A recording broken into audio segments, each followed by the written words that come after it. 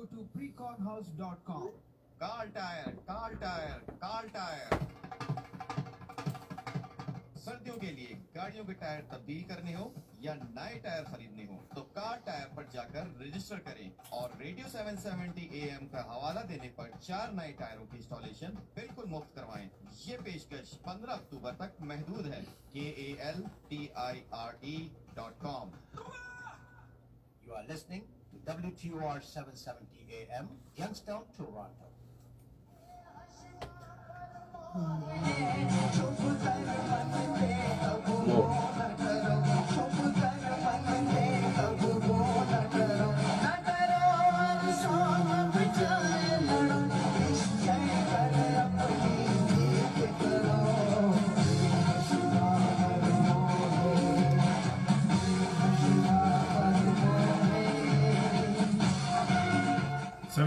ਦੇ ਸਾਰੇ ਹੀ ਸੁਣਨ ਵਾਲਿਆਂ ਨੂੰ ਮੇਰੇ ਵੱਲੋਂ ਸਤਿ ਸ਼੍ਰੀ ਅਕਾਲ, ਨਮਸਕਾਰ ਤੇ ਆਦਾਬ।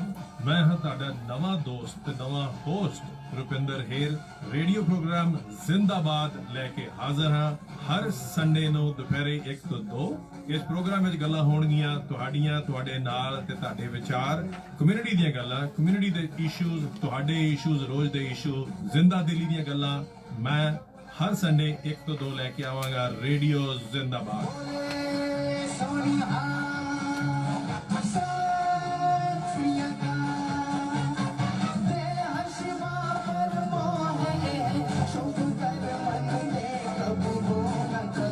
ਕੁਝ ਚੀਜ਼ਾਂ ਦੀ ਰਾਖੀ ਕਰਨਾ ਬਣਦੀ ਆ, ਲੋੜ ਵੀ ਹੈਗੀ। ਚੰਗਾ ਏਜੰਟ, ਵਧੀਆ service, the best rates, up to 80% discounts on car insurance। ਗੱਲ ਕੀ auto, home, life, trucking fleets and non-fleets, disability, group benefits, ਕਿੱਦਾਂ ਦੀ ਵੀ coverage ਲਵੋ। Armor ਚੇਤੇ ਰੱਖੋ। Armor Insurance's partners with leading Canadian insurance companies, 24/7 online quotes 2-3 ਮਿੰਟਾਂ ਵਿੱਚ ਲਵੋ। Armor Insurance Brokers, 9054525127 905 452 5127। Radio ਜ਼ਿੰਦਾਬਾਦ ਦੇ ਸਾਰੇ ਸੁਣਨ ਵਾਲਿਆਂ ਨੂੰ ਮੇਰੇ ਵੱਲੋਂ ਬਹੁਤ ਨਿੱਘੀ ਜੀ ਆਇਆਂ। ਅੱਜ ਹਰ ਐਤਵਾਰ ਦੀ ਤਰ੍ਹਾਂ ਤੁਹਾਡੇ ਨਾਲ ਐਸੇ ਮੁੱਦੇ ਲੈ ਕੇ ਗੱਲ ਕਰਨ ਹਾਜ਼ਰ ਹੋਏ ਹਾਂ ਜੋ ਸਾਨੂੰ ਖਾਸ ਤੌਰ ਤੇ ਇੰਡੋ ਕੈਨੇਡੀਅਨਸ ਨੂੰ, ਇੰਡੀਅਨ ਭਾਈਚਾਰੇ ਨੂੰ ਔਰ ਖਾਸ ਤੌਰ ਤੇ ਪੰਜਾਬੀਆਂ ਨੂੰ, ਉਹਨਾਂ ਨਾਲ ਇਹ ਬਹੁਤ ਗਹਿਰਾ ਸੰਬੰਧ ਰੱਖਦੇ ਨੇ। ਸਾਨੂੰ ਇਹ ਜਾਣਕਾਰੀ ਪਤਾ ਹੈ ਕਿ ਪਿਛਲੇ ਸਾਲ ਅਗਰ ਤਕਰੀਬਨ 3,40,000 ਤੋਂ ਉੱਤੇ ਇਮੀਗ੍ਰੈਂਟ ਜਿਹੜੇ ਆ ਉਹ ਕੈਨੇਡਾ ਦੇ ਵਿੱਚ ਆਏ ਨੇ ਤੇ ਉਹਨਾਂ ਚੋਂ 25% ਜਿਹੜੇ ਆ ਉਹ ਭਾਰਤੀ ਨੇ। ਇੰਡੀਅਨ ਮੂਲ ਦੇ ਸਭ ਤੋਂ ਜ਼ਿਆਦਾ ਇਮੀਗ੍ਰੈਂਟ ਜਿਹੜੇ ਆ ਤਕਰੀਬਨ 80,000 ਤੋਂ ਉੱਤੇ ਉਹ ਕੈਨੇਡਾ ਦੇ ਵਿੱਚ ਪਹੁੰਚੇ ਨੇ। ਮਗਰ ਅੱਜ ਅਸੀਂ ਗੱਲ ਕਰਾਂਗੇ ਜੋ ਸ਼ਾਇਦ ਬਹੁਤ ਘੱਟ ਅਸੀਂ ਗੱਲ ਕਰਦੇ ਹਾਂ ਔਰ ਸੁਣਦੇ ਹਾਂ ਕਿ ਉਹ ਇਮੀਗ੍ਰੈਂਟਸ ਜਿਹੜੇ ਕੈਨੇਡਾ ਆਉਂਦੇ ਨੇ ਉਹਨਾਂ ਨੂੰ ਕੀ ਐਸੀਆਂ ਚੈਲੰਜਸ ਆਉਂਦੇ ਨੇ, ਕੀ ਉਹਨਾਂ ਦੀਆਂ ਮੁਸ਼ਕਿਲਾਂ ਨੇ ਔਰ ਕੀ ਉਹ ਆਪਣੀਆਂ ਮੁਸ਼ਕਿਲਾਂ ਜਿਹੜੀਆਂ ਨੇ ਉਹ ਆਪਣੇ ਪੇਰੈਂਟਸ ਨਾਲ, ਪਿੱਛੇ ਜਿਹੜੀਆਂ ਇੰਡੀਆ ਦੇ ਵਿੱਚ ਫੈਮਲੀਜ਼ ਨੇ ਜਾਂ ਆਲੇ ਦੁਆਲੇ ਸਮਾਜ ਦੇ ਨਾਲ ਉਹ ਸ਼ੇਅਰ ਕਰਦੇ ਨੇ, ਕੀ ਉਹ ਡਿਸਕਸ ਕਰਦੇ ਨੇ। ਇਹਨਾਂ ਬਾਰੇ ਗੱਲ ਹੋਏਗੀ ਔਰ ਨਾਲ ਹੀ ਇਸ ਬਾਰੇ ਵੀ ਗੱਲ ਹੋਏਗੀ ਕਿ ਜੇ ਉਹਨਾਂ ਨੇ ਕੈਨੇਡਾ ਨੂੰ ਇੱਕ ਆਪਣਾ ਡੈਸਟੀਨੇਸ਼ਨ ਬਣਾਉਣਾ ਆ, ਇੱਥੇ ਉਹ ਆ ਕੇ ਪਰਮਾਨੈਂਟ ਮਾਈਗ੍ਰੇਟ ਕਰਨਾ ਚਾਹੁੰਦੇ ਨੇ ਤੇ ਜਦੋਂ ਇੰਡੀਆ 'ਚ ਨੇ ਜਾਂ ਪੰਜਾਬ 'ਚ ਨੇ ਉਹ ਕੀ ਕਰ ਸਕਦੇ ਨੇ ਔਰ ਇਹਨਾਂ ਮੁਸ਼ਕਿਲਾਂ ਨੂੰ ਕਿਵੇਂ ਹੱਲ ਕੀਤਾ ਜਾ ਸਕਦਾ। ਥੋੜ੍ਹੀ ਗੱਲ ਅਸੀਂ ਇਸ ਚੀਜ਼ ਉੱਤੇ ਵੀ ਕਰਾਂਗੇ ਕਿ ਜੋ ਭਾਰਤੀ ਜਨਤਾ ਪਾਰਟੀ ਔਰ ਅਕਾਲੀ ਦਲ, ਸ਼੍ਰੋਮਣੀ ਅਕਾਲੀ ਦਲ ਦਾ ਜਿਹੜਾ ਇੱਕ ਕਪਲ ਚੈਲੰਜ ਖਤਮ ਹੋ ਗਿਆ, ਉਹ ਜਿਹੜਾ ਉਹਦੇ ਬਾਰੇ ਥੋੜ੍ਹੀ ਗੱਲ ਕੀਤੀ ਜਾਏਗੀ ਔਰ ਤੁਹਾਡੀਆਂ ਕਾਲ ਵੀ ਲਈ ਜਾਣਗੀਆਂ। ਸਾਡੇ ਸਟੂਡੀਓ ਦਾ ਨੰਬਰ ਹੈ 416 620 1778 416 620 1778। ਅਸੀਂ ਸਾਰੇ ਇੱਥੇ ਕਿਸੇ ਨਾ ਕਿਸੇ ਟਾਈਮ ਆਪਣਾ ਦੇਸ਼, ਆਪਣਾ ਪੰਜਾਬ, ਇੰਡੀਆ ਛੱਡ ਕੇ ਇੱਥੇ ਆਏ ਆ। ਕੋਈ ਲੋਕ ਇਕੱਲੇ ਆਏ ਆ, ਮਾਂ-ਬਾਪ ਉੱਥੇ ਰਹਿ ਗਏ ਆ ਔਰ ਉੱਥੇ ਜਿਵੇਂ ਸਾਨੂੰ ਸਾਰਿਆਂ ਨੂੰ ਅਕਸਰ ਸਾਨੂੰ ਇੱਥੋਂ ਤੋਰਿਆ ਜਾਂਦਾ ਆ, ਬੱਚਿਆਂ ਨੂੰ ਇੱਥੇ ਭੇਜਿਆ ਜਾਂਦਾ ਆ ਔਰ ਕਿਵੇਂ ਜਿਹੜੀਆਂ ਸਾਡੇ ਇਮੋਸ਼ਨਸ ਦੇ ਉੱਤੇ ਵੀ ਅਸਰ ਹੁੰਦਾ ਆ, ਸਾਡੇ ਚਾਹੇ ਸਾਡੀ ਮਾਂ ਹੋਏ ਚਾਹੇ ਸਾਡਾ ਬਾਪ ਹੋਏ, ਕਿਉਂਕਿ ਫੈਮਲੀਜ਼ ਜਦੋਂ ਇੱਥੇ ਮਾਈਗ੍ਰੇਟ ਕਰਦੀਆਂ ਨੇ। ਅਸੀਂ ਅੱਜ ਗੱਲ ਖਾਸ ਤੌਰ ਤੇ ਉਹਨਾਂ ਫੈਮਲੀਜ਼ ਦੀ ਕਰ ਰਹੇ ਹਾਂ ਜੋ ਕਿ ਇਮੀਗ੍ਰੇਟ ਹੋ ਕੇ ਸਕਿਲਡ ਵਰਕਰ ਦੇ ਤੌਰ ਤੇ ਆਉਂਦੇ ਨੇ, ਨਾ ਕਿ ਫੈਮਿਲੀ ਕਲਾਸ ਵਿੱਚ। ਜੋ ਫੈਮਿਲੀ ਕਲਾਸ ਵਿੱਚ ਮਾਈਗ੍ਰੇਟ ਕਰਦੇ ਨੇ ਉਹਨਾਂ ਕੋਲ ਬਹੁਤ ਵੱਡਾ ਇੱਕ ਐਡਵਾਂਟੇਜ ਹੁੰਦਾ ਆ। ਜੋ ਮੁਸ਼ਕਿਲਾਂ ਦੂਸਰੇ ਇਮੀਗ੍ਰੈਂਟਸ ਨੂੰ ਆਉਂਦੀਆਂ ਨੇ, ਜੋ ਇਕੱਲੇ ਆਉਂਦੇ ਨੇ ਆਪਣੇ ਪੁਆਇੰਟ ਸਿਸਟਮ ਦੇ ਉੱਤੇ ਜਾਂ ਉਵੇਂ ਆਉਂਦੇ ਆ, ਉਹਨਾਂ ਨੂੰ ਜੋ ਪ੍ਰੋਬਲਮਸ ਹੁੰਦੀਆਂ ਨੇ ਉਹ ਬੜੀਆਂ ਡਿਫਰੈਂਟ ਨੇ। ਨਾ ਕਿ ਜੋ ਫੈਮਿਲੀ ਕਲਾਸ ਵਿੱਚ ਮਾਈਗ੍ਰੇਟ ਕਰਦੇ ਨੇ। ਸੋ ਅੱਜ ਜਿਹੜਾ ਸਾਡਾ ਟੌਪਿਕ ਆ ਉਹਦੇ ਉੱਤੇ ਕੰਸੈਂਟਰੇਟ ਕਰਾਂਗੇ, ਉਹਨਾਂ ਲੋਕਾਂ ਤੇ ਜੋ ਐਜ਼ ਸਕਿਲਡ ਵਰਕਰ ਆਪਣਾ ਕੰਟਰੀ ਛੱਡ ਕੇ ਇੰਡੀਆ ਤੋਂ ਕੈਨੇਡਾ ਜਿਹੜਾ ਮਾਈਗ੍ਰੇਟ ਕਰਦੇ ਆ। ਇਸ ਤੋਂ ਪਹਿਲਾਂ ਕਿ ਅਸੀਂ ਪ੍ਰੋਗਰਾਮ ਦੀ ਸ਼ੁਰੂਆਤ ਕਰੀਏ, ਸਟੂਡੀਓ ਦਾ ਨੰਬਰ ਮੈਂ ਫੇਰ ਦੱਸਣਾ ਚਾਹੁੰਦਾ, 416 620 1778 4166201778। ਅਸੀਂ ਇਸ ਪ੍ਰੋਗਰਾਮ ਦੀ ਉਸ ਗਾਣੇ ਨਾਲ ਸ਼ੁਰੂਆਤ ਕਰਦੇ ਹਾਂ ਜੋ ਸ਼ਾਇਦ ਬਹੁਤ ਸਾਰੇ ਲੋਕ ਜੋ ਇਮੀਗ੍ਰੇਟ ਇੱਥੇ ਕੀਤੇ ਆ ਉਹਨਾਂ ਦੀ ਉਸ ਇਮੋਸ਼ਨਸ ਨੂੰ ਬਿਆਨ ਕਰਦਾ ਆ, ਜਿਵੇਂ ਉਹਨਾਂ ਦੀਆਂ ਮਾਵਾਂ ਉਹਨਾਂ ਨੂੰ ਜਿਹੜੀਆਂ ਨੇ ਉਹ ਤੋਰਦੀਆਂ ਨੇ। ਗਾਣੇ ਤੋਂ ਬਾਅਦ ਫੇਰ ਸੁਣਦੇ ਆ ਰੇਡੀਓ ਜ਼ਿੰਦਾਬਾਦ।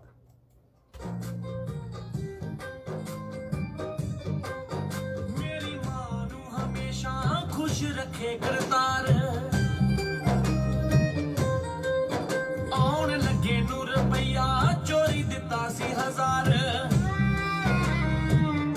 ਓ ਮੇਰੀ ਮਾਂ ਨੂੰ ਹਮੇਸ਼ਾ ਖੁਸ਼ ਰੱਖੇ ਕਰਤਾਰ, ਆਉਣ ਲੱਗੇ ਨੂੰ ਰੁਪਈਆ ਚੋਰੀ ਦਿੱਤਾ ਸੀ 1000। ਇਸ ਹਾਲ 'ਚ ਵਿਦੇਸ਼ਾਂ ਵਿੱਚ ਵੱਸਦਾ, ਉਹਨੂੰ ਉਹਦੇ ਜਜ਼ਬਾਤ ਮੇਰੇ ਬਾਰੇ ਪੁੱਛਦੇ। ਰੋਟੀ ਖਾਧੀ ਆ ਕਿ ਨਹੀਂ ਕੱਲੀ ਮਾਂ ਪੁੱਛਦੀ, ਕਿੰਨੇ ਡਾਲਰ ਕਮਾਉਣਾ ਬਾਕੀ ਸਾਰੇ ਪੁੱਛਦੇ। ਰੋਟੀ ਖਾਧੀ ਆ ਕਿ ਨਹੀਂ ਕੱਲੀ ਮਾਂ ਪੁੱਛਦੀ, ਕਿੰਨੇ ਡਾਲਰ ਕਮਾਉਣਾ ਬਾਕੀ ਸਾਰੇ ਪੁੱਛਦੇ।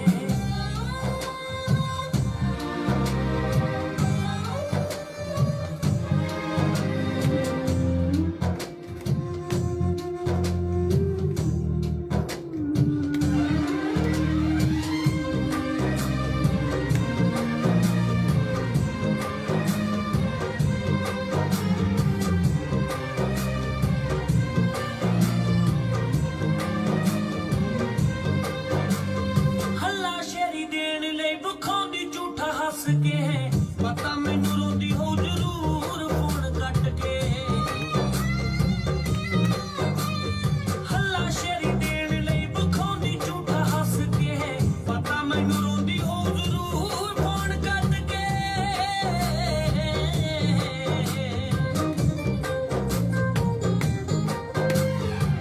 ਵਿੱਚ ਪਰਦੇਸਾਂ ਪੁੱਤ ਸੁੱਤਾ ਕਿ ਨਹੀਂ ਸੁੱਤਾ, ਵਿੱਚ ਪਰਦੇਸਾਂ ਪੁੱਤ ਸੁੱਤਾ ਕਿ ਨਹੀਂ ਸੁੱਤਾ, ਰਾਤੀ ਜਾਗਦੀ ਨੂੰ ਅੰਬਰਾਂ ਦੇ ਤਾਰੇ ਪੁੱਛਦੇ।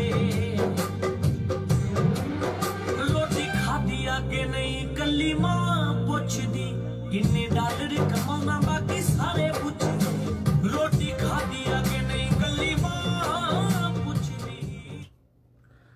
ਰੇਡੀਓ ਜ਼ਿੰਦਾਬਾਦ ਤੇ ਸਾਰੇ ਹੀ ਮੇਰੇ ਦੋਸਤਾਂ ਦਾ ਫੇਰ ਤੋਂ ਸਵਾਗਤ। ਇਸ ਇਮੋਸ਼ਨ ਜਿਹੜੀਆਂ ਨੇ ਇਹ ਬਿਲਕੁਲ ਸਹੀ ਹੈ। ਅਸੀਂ ਸਾਰੇ ਆਪਣਾ ਦੇਸ਼ ਛੱਡ ਕੇ ਇੱਥੇ ਮਾਈਗ੍ਰੇਟ ਕੀਤੇ ਆ, ਕਿਸੇ ਨਾ ਕਿਸੇ ਕਾਰਨ, ਕਿਸੇ ਨਾ ਕਿਸੇ ਵਜ੍ਹਾ ਕਰਕੇ ਅਸੀਂ ਉੱਥੋਂ ਆਏ ਆ। ਚਾਹੇ ਉਹ ਬੈਟਰ ਸਿਸਟਮ ਹੋਏ, ਚਾਹੇ ਬੱਚਿਆਂ ਦੀ ਕੈਰੀਅਰ ਵਾਸਤੇ ਹੋਏ, ਚਾਹੇ ਆਪਣੇ ਕੈਰੀਅਰ ਵਾਸਤੇ ਹੋਏ, ਜਾਂ ਤੁਸੀਂ ਲਾਈਫ 'ਚ ਬੈਟਰ ਕਰਨਾ ਚਾਹੁੰਦੇ ਹੋ। ਕੁਛ ਨਾ ਕੁਛ ਐਸਾ ਕਾਰਨ ਸੀ ਜਿਹਦੇ ਕਰਕੇ ਤੁਸੀਂ ਐਸਾ ਡਿਸੀਜਨ ਬਣਾਇਆ ਕਿ ਤੁਸੀਂ ਆਪਣੀ ਮਦਰਲੈਂਡ, ਆਪਣੀ ਜਨਮ ਭੂਮੀ ਛੱਡ ਕੇ, ਸਾਰਾ ਸੁੱਖ ਆਰਾਮ, ਮਾਂ-ਬਾਪ, ਸਾਰੇ ਰਿਸ਼ਤੇਦਾਰ ਛੱਡ ਕੇ ਤੁਸੀਂ ਇੱਥੇ ਆਏ ਹੋ। ਮਗਰ ਇੱਥੇ ਖਾਸ ਤੌਰ ਤੇ ਉਹ ਇਮੀਗ੍ਰੈਂਟਸ ਜਿਨ੍ਹਾਂ ਦਾ ਇੱਥੇ ਕੋਈ ਨਹੀਂ ਹੁੰਦਾ, ਜਿਹੜੇ ਕਿ ਫੈਮਿਲੀ ਕਲਾਸ ਵਿੱਚ ਨਹੀਂ ਆਏ। ਸਾਨੂੰ ਸਾਰਿਆਂ ਨੂੰ ਪਤਾ ਹੈ ਕਿ 3 ਤਰ੍ਹਾਂ ਦੇ ਜਿਹੜੇ ਜਨਰਲੀ ਇੱਥੇ ਲੋਕ ਆ ਰਹੇ ਆ। ਇੱਕ ਤਾਂ ਉਹ ਲੋਕ ਨੇ ਜਿਨ੍ਹਾਂ ਦੀ ਫੈਮਿਲੀ ਕਲਾਸ, ਜਿਹਦੇ ਕੋਈ ਨਾ ਕੋਈ ਪਰਿਵਾਰਕ ਰਿਸ਼ਤੇ ਨੇ, ਕੋਈ ਵਿਆਹ ਕਰਕੇ ਜਾਂ ਕੋਈ ਭੈਣ ਭਰਾ ਕਿਸੇ ਦੇ ਸਪਾਂਸਰ ਕਰਕੇ ਆਉਂਦੇ ਨੇ, ਉਹਨਾਂ ਦੀ ਇਹ ਮੁਸ਼ਕਲਾਂ ਡਿਫਰੈਂਟ ਨੇ। ਅੱਜ ਅਸੀਂ ਗੱਲ ਕਰ ਰਹੇ ਹਾਂ ਉਸ ਇਮੀਗ੍ਰੈਂਟ ਦੀ ਜੋ ਮੇਰੇ ਵਰਗਾ, ਉਹ ਇੱਥੇ ਆਪਣਾ ਜੌਬ ਛੱਡ ਕੇ, ਫੈਮਿਲੀ ਛੱਡ ਕੇ, ਆਪਣੇ ਬੱਚਿਆਂ ਦੇ ਨਾਲ, ਆਪਣੇ ਫੈਮਿਲੀ ਦੇ ਨਾਲ ਇੱਥੇ ਆਉਂਦਾ ਆ, ਔਰ ਉਹਨਾਂ ਉੱਤੇ ਕੀ ਗੁਜ਼ਰਦੀ ਆ, ਉਹਨਾਂ ਦੇ ਕੀ ਚੈਲੰਜਸ ਨੇ, ਇਹਦੇ ਬਾਰੇ ਅਸੀਂ ਗੱਲ ਕਰਾਂਗੇ। ਔਰ ਖਾਸ ਤੌਰ ਤੇ ਅਸੀਂ ਐਜ਼ ਇੰਡੀਅਨਸ, ਸਾਨੂੰ ਇਹ ਪਤਾ ਹੋਣਾ ਚਾਹੀਦਾ ਕਿ ਜੇ ਟੌਪ ਜਿਹੜੇ ਕੰਟਰੀਜ਼ ਨੇ ਜਿੱਥੋਂ ਇਮੀਗ੍ਰੇਸ਼ਨ ਹੋ ਰਹੀ ਆ, 25% ਕੈਨੇਡਾ ਦੀ ਜਿਹੜੀ ਟੋਟਲ ਇਮੀਗ੍ਰੇਸ਼ਨ ਆ ਉਹ ਸਿਰਫ ਇੰਡੀਆ ਤੋਂ ਹੋ ਰਹੀ ਆ। ਉਹਦੇ ਬਾਅਦ ਜੇ 80,000 ਪਲੱਸ 2019 ਦੇ ਵਿੱਚ ਇਮੀਗ੍ਰੈਂਟ ਜਿਹੜੇ ਉਹ ਕੈਨੇਡਾ ਤੋਂ ਆਏ ਆ। ਜਿਹੜਾ ਸੈਕੰਡ ਨੰਬਰ ਤੇ ਕੰਟਰੀ ਆਉਂਦਾ ਆ ਉਹ ਹੈ ਚਾਈਨਾ, ਔਰ ਉੱਥੋਂ ਤੋਂ 2019 ਤਕਰੀਬਨ 20 ਤੋਂ 25,000 ਇਮੀਗ੍ਰੈਂਟ ਆਇਆ। ਸੋ ਤੁਸੀਂ ਇਹ ਵੇਖ ਸਕਦੇ ਹੋ ਕਿ ਇੰਡੀਆ ਦੇ ਵਿੱਚੋਂ ਕਿੰਨਾ ਜ਼ਿਆਦਾ ਇਮੀਗ੍ਰੇਸ਼ਨ ਜਿਹੜੀ ਆ ਉਹ ਕੈਨੇਡਾ ਦੇ ਵਿੱਚ ਹੋ ਰਹੀ ਹੈ। ਸੋ ਜੇ ਇੰਨੀ ਇਮੀਗ੍ਰੇਸ਼ਨ ਉੱਥੋਂ ਹੋ ਰਹੀ ਹੈ, ਸੋ ਸਾਡੀ ਜ਼ਿੰਮੇਵਾਰੀ ਬਣਦੀ ਹੈ ਕਿ ਅਸੀਂ ਆਪਣੇ experience as immigrants, as skilled worker ਜਦੋਂ ਅਸੀਂ ਆਏ, ਜੋ ਅਸੀਂ ਮੁਸ਼ਕਿਲਾਂ, ਜੋ ਚੈਲੰਜਸ ਸਾਡੇ ਨਾਲ ਆਏ ਆ, ਉਹ ਉਹਨਾਂ ਇਮੀਗ੍ਰੈਂਟਸ ਨਾਲ ਸ਼ੇਅਰ ਕਰੀਏ ਜੋ ਨਵੇਂ ਆਏ ਨੇ, ਜਾਂ ਜੋ ਇਸ ਫੈਸਲੇ ਵਿੱਚ ਇਸ ਵੇਲੇ ਚੱਲ ਰਹੇ ਨੇ ਕਿ ਉਹਨਾਂ ਨੇ ਉੱਥੋਂ ਇਮੀਗ੍ਰੇਸ਼ਨ ਅਪਲਾਈ ਕਰਨੀ ਹੈ, ਤਾਂ ਕਿ ਉਹ ਕੁਛ ਨਾ ਕੁਛ ਉਸ ਐਕਸਪੀਰੀਅੰਸ ਤੋਂ ਐਡਵਾਂਟੇਜ ਲੈ ਸਕਣ। ਦੋਸਤੋ, ਇਮੀਗ੍ਰੇਸ਼ਨ ਜਾਂ ਇੰਡੀਆ ਤੋਂ ਜਾਂ ਪੰਜਾਬੀ ਇੱਥੇ ਕੈਨੇਡਾ ਦੇ ਵਿੱਚ ਕੋਈ ਆਉਣ ਵਾਲਾ ਕੋਈ ਨਵਾਂ ਜ਼ਰੀਆ ਨਹੀਂ। ਈਵਨ ਤੁਸੀਂ 2000 ਜਦੋਂ 1900 ਸੈਂਚੁਰੀ ਸ਼ੁਰੂ ਹੋਈ ਹੈ, ਉਦੋਂ ਵੀ ਵਿਕਟੋਰੀਆ, ਕੁਈਨ ਵਿਕਟੋਰੀਆ ਦੀ ਡਾਇਮੰਡ ਜੁਬਲੀ ਜਿਹੜੀ ਆ, ਉਹਦੇ ਵਾਸਤੇ ਵੀ ਮਨਾਉਣ ਵਾਸਤੇ ਹਾਂਗਕਾਂਗ ਦਾ ਕੰਟਿੰਜੈਂਟ, ਮਿਲਟਰੀ ਕੰਟਿੰਜੈਂਟ, ਉਹਦੇ 'ਚ ਵੀ ਕੁਝ ਪੰਜਾਬੀ ਜਿਹੜੇ ਆ ਉਹ ਜਾਂਦੇ ਆ ਐਨ ਰੂਟ ਇੰਗਲੈਂਡ ਵਾਇਆ ਕੈਨੇਡਾ ਗਏ ਸੀਗੇ। ਉਹ ਪਹਿਲੀ ਵਾਰ ਸ਼ਾਇਦ ਉਹਨਾਂ ਨੇ ਕੈਨੇਡਾ ਦਾ ਐਕਸਪੀਰੀਅੰਸ ਕੀਤਾ।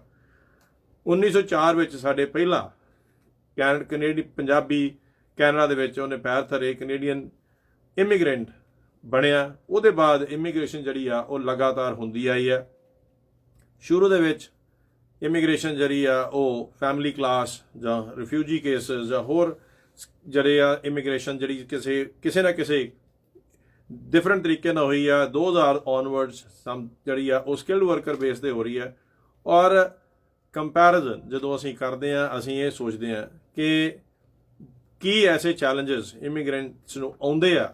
ਔਰ ਸਭ ਤੋਂ ਵੱਡੀ ਜੇ ਅਸੀਂ ਗੱਲ ਕਰੀਏ, ਬਹੁਤ ਵੱਡੇ ਸੁਪਨੇ ਲੈ ਕੇ, ਬਹੁਤ ਉਮੀਦ ਲੈ ਕੇ ਕੋਈ ਵੀ ਇਮੀਗ੍ਰੈਂਟ ਜਿਹੜਾ ਆ ਉਹ ਇੱਥੇ ਲੈਂਡ ਕਰਦਾ ਕਿ, ਔਰ ਸਭ ਤੋਂ ਵੱਡਾ ਉਹਦਾ ਚੈਲੰਜ ਆ ਨਵਾਂ ਦੇਸ਼, ਨਵੇਂ ਕਲਚਰ, ਸਾਰਾ ਕੁਝ ਨਵਾਂ। ਫੈਮਲੀਜ਼ ਜਿਹੜੀਆਂ ਨੇ ਉਹ ਡਿਫਰੈਂਟ ਤਰ੍ਹਾਂ ਦੇ ਯੂਜ਼ ਟੂ ਹੁੰਦੀਆਂ ਨੇ, ਉਹਨਾਂ ਦੀ ਲਾਈਫ ਸਟਾਈਲ ਜਿਹੜਾ ਆ ਡਿਫਰੈਂਟ ਹੁੰਦਾ ਆ, ਬੱਚਿਆਂ ਦਾ ਲਾਈਫ ਸਟਾਈਲ ਡਿਫਰੈਂਟ ਹੁੰਦਾ ਆ। ਔਰ ਬਹੁਤ ਵਾਰ ਇੱਕ ਨਵਾਂ ਇਮੀਗ੍ਰੈਂਟ ਇੱਥੇ ਆ ਕੇ ਐਸੀ ਫੀਲਿੰਗ ਔਰ ਐਸੇ ਇਨਵਾਇਰਨਮੈਂਟ ਨੂੰ ਮਹਿਸੂਸ ਕਰਦਾ ਜਿੱਥੇ ਉਹ ਕਿਸੇ ਨਾਲ ਆਪਣੀ ਜੋ ਉਹਦੇ ਨਾਲ ਬੀਤ ਰਹੀ ਹੁੰਦੀ ਆ ਉਹ ਬਿਆਨ ਨਹੀਂ ਕਰ ਸਕਦਾ।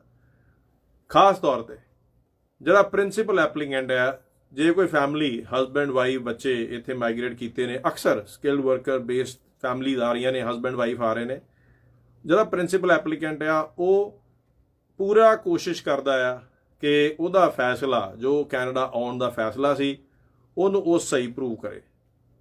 ਉਸ ਚੀਜ਼ ਨੂੰ ਸਹੀ ਪ੍ਰੂਵ ਕਰਨ ਵਾਸਤੇ ਬਹੁਤ ਸਾਰੀ ਉਹ ਸਟ੍ਰੈਸ, ਬਹੁਤ ਸਾਰੀ ਐਸੀ ਫੀਲਿੰਗ, ਐਸੀ ਇਮੋਸ਼ਨਸ ਜੋ ਉਹਦੇ ਨਾਲ ਹੋ ਰਹੀਆਂ ਨੇ, ਜੋ ਉਹਦੇ ਚੈਲੰਜਸ ਨੇ ਉਹ ਬਾਹਰ ਨਹੀਂ ਸ਼ੇਅਰ ਕਰਦਾ। ਜਿਹੜੀ ਫੈਮਲੀਜ਼ ਨੇ ਜਾਂ ਬੱਚੇ ਨੇ ਉਹ ਡਿਫਰੈਂਟ ਲਾਈਫ ਸਟਾਈਲ ਜਿਹੜਾ ਆ ਇੰਡੀਆ ਦੇ ਵਿੱਚ ਉਹ ਯੂਜ਼ ਟੂ ਹੋਏ ਹੁੰਦੇ ਆ। ਉੱਥੇ ਸਾਨੂੰ ਮਦਦ ਮਿਲ ਜਾਂਦੀ ਆ, ਉੱਥੇ ਵੱਡੇ ਪਰਿਵਾਰ ਨੇ, ਉੱਥੇ ਬੱਚਿਆਂ ਦੀ ਦੇਖਭਾਲ ਕਰਨ ਵਾਸਤੇ ਕੋਈ ਦਾਦਾ ਦਾਦੀ, ਕੋਈ ਰਿਸ਼ਤੇਦਾਰ ਨੇ। ਉੱਥੇ ਮਾਹੌਲ ਬੜਾ ਡਿਫਰੈਂਟ ਹੁੰਦਾ ਔਰ ਸਡਨਲੀ ਇੱਕ ਦਿਨ ਤੁਹਾਨੂੰ ਵੀਜ਼ਾ ਲੱਗਾ, ਤੁਸੀਂ ਫਲਾਈਟ ਲਈ ਔਰ ਕੈਨੇਡਾ ਏਅਰਪੋਰਟ ਤੇ ਪਹੁੰਚ ਗਏ। ਉਹਦੇ ਬਾਅਦ ਸਾਰੀ ਦੁਨੀਆ, ਸਭ ਕੁਝ ਨਵਾਂ, ਕੋਈ ਮਾਂ-ਬਾਪ ਨਹੀਂ, ਕੋਈ ਭੈਣ ਭਰਾ ਨਹੀਂ, ਕੋਈ ਨਾ ਕੋਈ ਥੋੜਾ ਬਹੁਤ ਜਾਣ ਪਛਾਣ ਵਾਲਾ ਕੋਈ ਤੁਹਾਨੂੰ ਲੋਕ ਮਿਲਦੇ ਆ। ਮਗਰ ਇਸ਼ੂ ਕਿੱਥੇ ਆਉਂਦਾ? ਇਸ਼ੂ ਇਹ ਆਉਂਦਾ ਆ ਕਿ ਤੁਸੀਂ ਸ਼ੁਰੂ ਦੇ ਵਿੱਚ ਆ ਕੇ ਜਿਵੇਂ ਇੱਕ ਬੂਟਾ ਪੁੱਟ ਕੇ ਅਸੀਂ ਦੁਬਾਰਾ ਲਾਉਂਦੇ ਆ, ਉਹਨੂੰ ਵਾਪਸ ਪਾਣੀ ਦੇਣਾ ਪੈਂਦਾ, ਉਹਨੂੰ ਸਿੱਝਣਾ ਪੈਂਦਾ, ਉਹਨੂੰ ਖਾਦ ਚਾਹੀਦੀ ਆ ਤਾਂ ਕਿ ਉਹ ਦੁਬਾਰਾ ਮੁਰਝਾਉਣ ਤੋਂ ਬਚ ਕੇ ਉਹ ਦੁਬਾਰਾ ਹਰਾ ਹੋ ਸਕੇ। ਇੱਕ ਇਮੀਗ੍ਰੈਂਟ ਦਾ ਵੀ ਇਹੀ ਹਾਲ ਹੁੰਦਾ। ਮਗਰ ਉਸ ਦੌਰਾਨ ਜਦੋਂ ਉਹ ਸੁੱਕ ਰਿਹਾ ਹੁੰਦਾ ਆ, ਉਸ ਟਾਈਮ ਉਹ ਕਿਸੇ ਮਾਹੌਲ ਦੇ ਵਿੱਚ ਰਿਹਾ, ਕੈਸੇ ਲੋਕਾਂ ਨੇ ਉਹਨੂੰ ਸਪੋਰਟ ਕੀਤੀ, ਕੈਸੇ ਉਹਨੂੰ এনवायरमेंट ਮਿਲੀ ਆ, ਕਿਵੇਂ ਉਹਨੂੰ ਟਰੀਟ ਕੀਤਾ ਗਿਆ, ਚਾਹੇ ਉਹ ਸਮਾਜ ਨੇ ਕੀਤਾ, ਚਾਹੇ ਉਹਦੀ ਪਰਸਨਲ ਲਾਈਫ ਹੋਏ, ਉਹਨੂੰ ਟਰੀਟ ਕੀਤਾ, ਉਹਦੇ ਬੱਚਿਆਂ ਉੱਤੇ ਕੀ ਚੈਲੰਜਸ ਹੋ ਰਹੇ ਨੇ।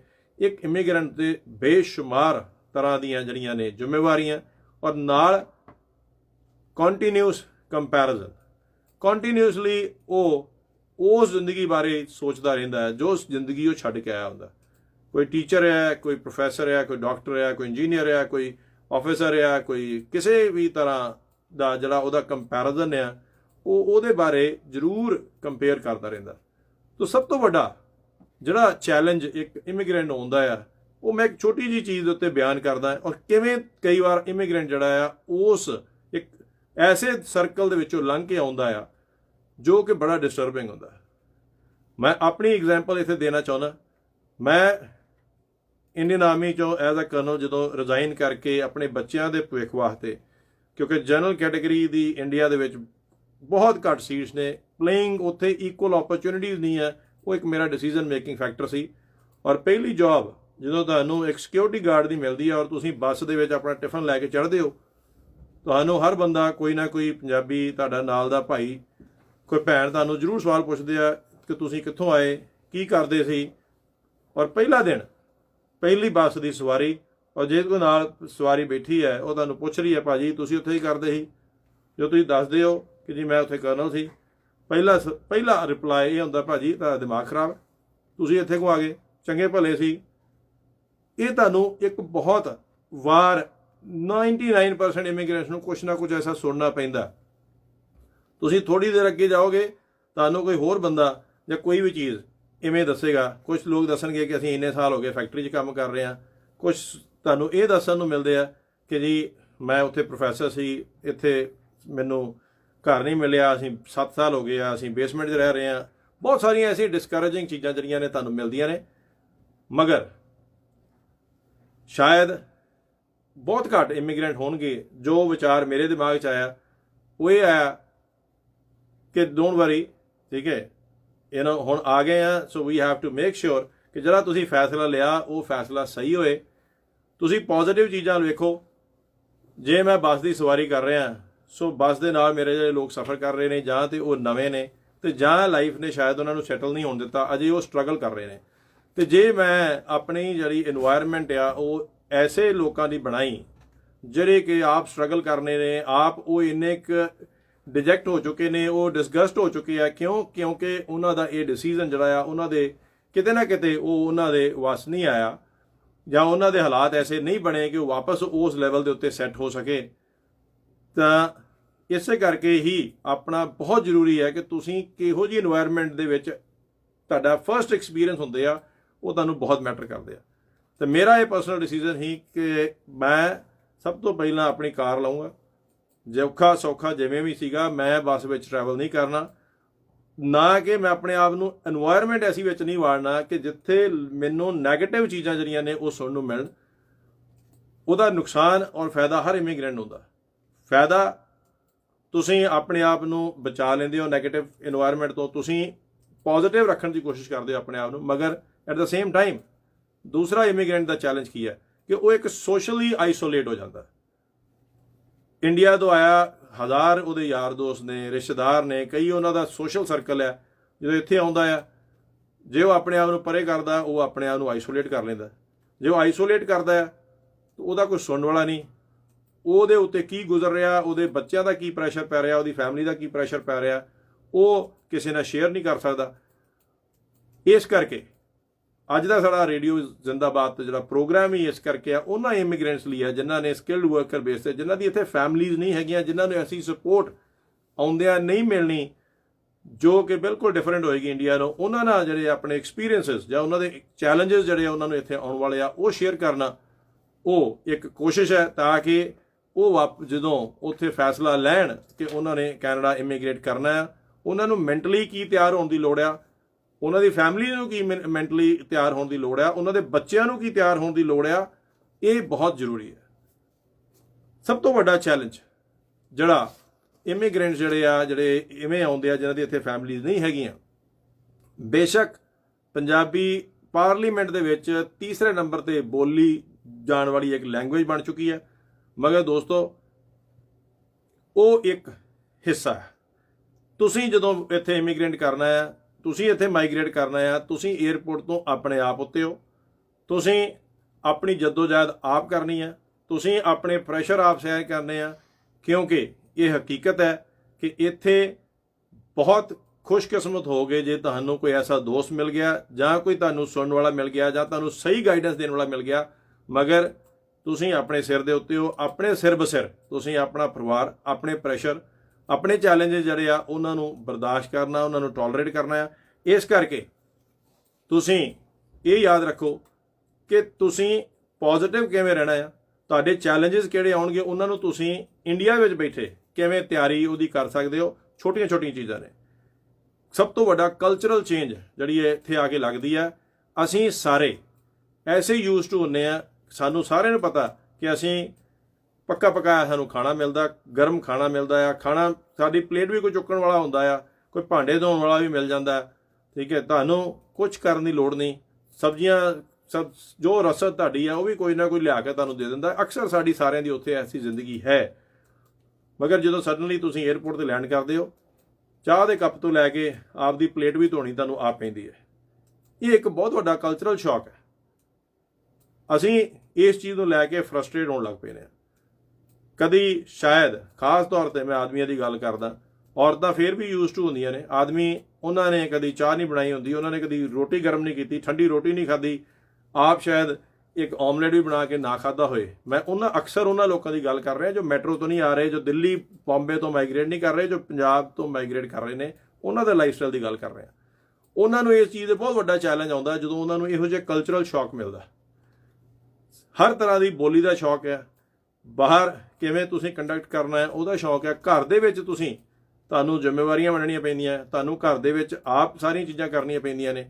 ਔਰ ਜਦੋਂ ਤੁਸੀਂ ਫਿਜ਼ੀਕਲੀ ਕੰਮ ਕਰਦੇ ਹੋ, ਬਾਹਰ ਤੁਹਾਡੀ ਲੜਾਈ ਨੌਕਰੀ ਦੀ ਚੱਲ ਰਹੀ ਹੈ, ਤੁਸੀਂ ਰੈਜ਼ੂਮੇ ਭੇਜ ਰਹੇ ਹੋ, ਤੁਸੀਂ ਡਾਕਟਰ ਹੋ, ਇੰਜੀਨੀਅਰ ਹੋ, ਤੁਹਾਡੀ ਕੁਆਲੀਫਿਕੇਸ਼ਨ ਜਿਹੜੀ ਆ ਉਹਦੀ ਕੋਈ ਵੈਲਿਊ ਨਹੀਂ ਹੈ, ਤਾਂ ਤੁਹਾਡੀ ਹੌਲੀ ਹੌਲੀ ਜਿਹੜੀ ਆ ਉਹ ਫਰਸਟ੍ਰੇਸ਼ਨ ਵਧਣੀ ਸ਼ੁਰੂ ਹੋ ਜਾਂਦੀ ਹੈ।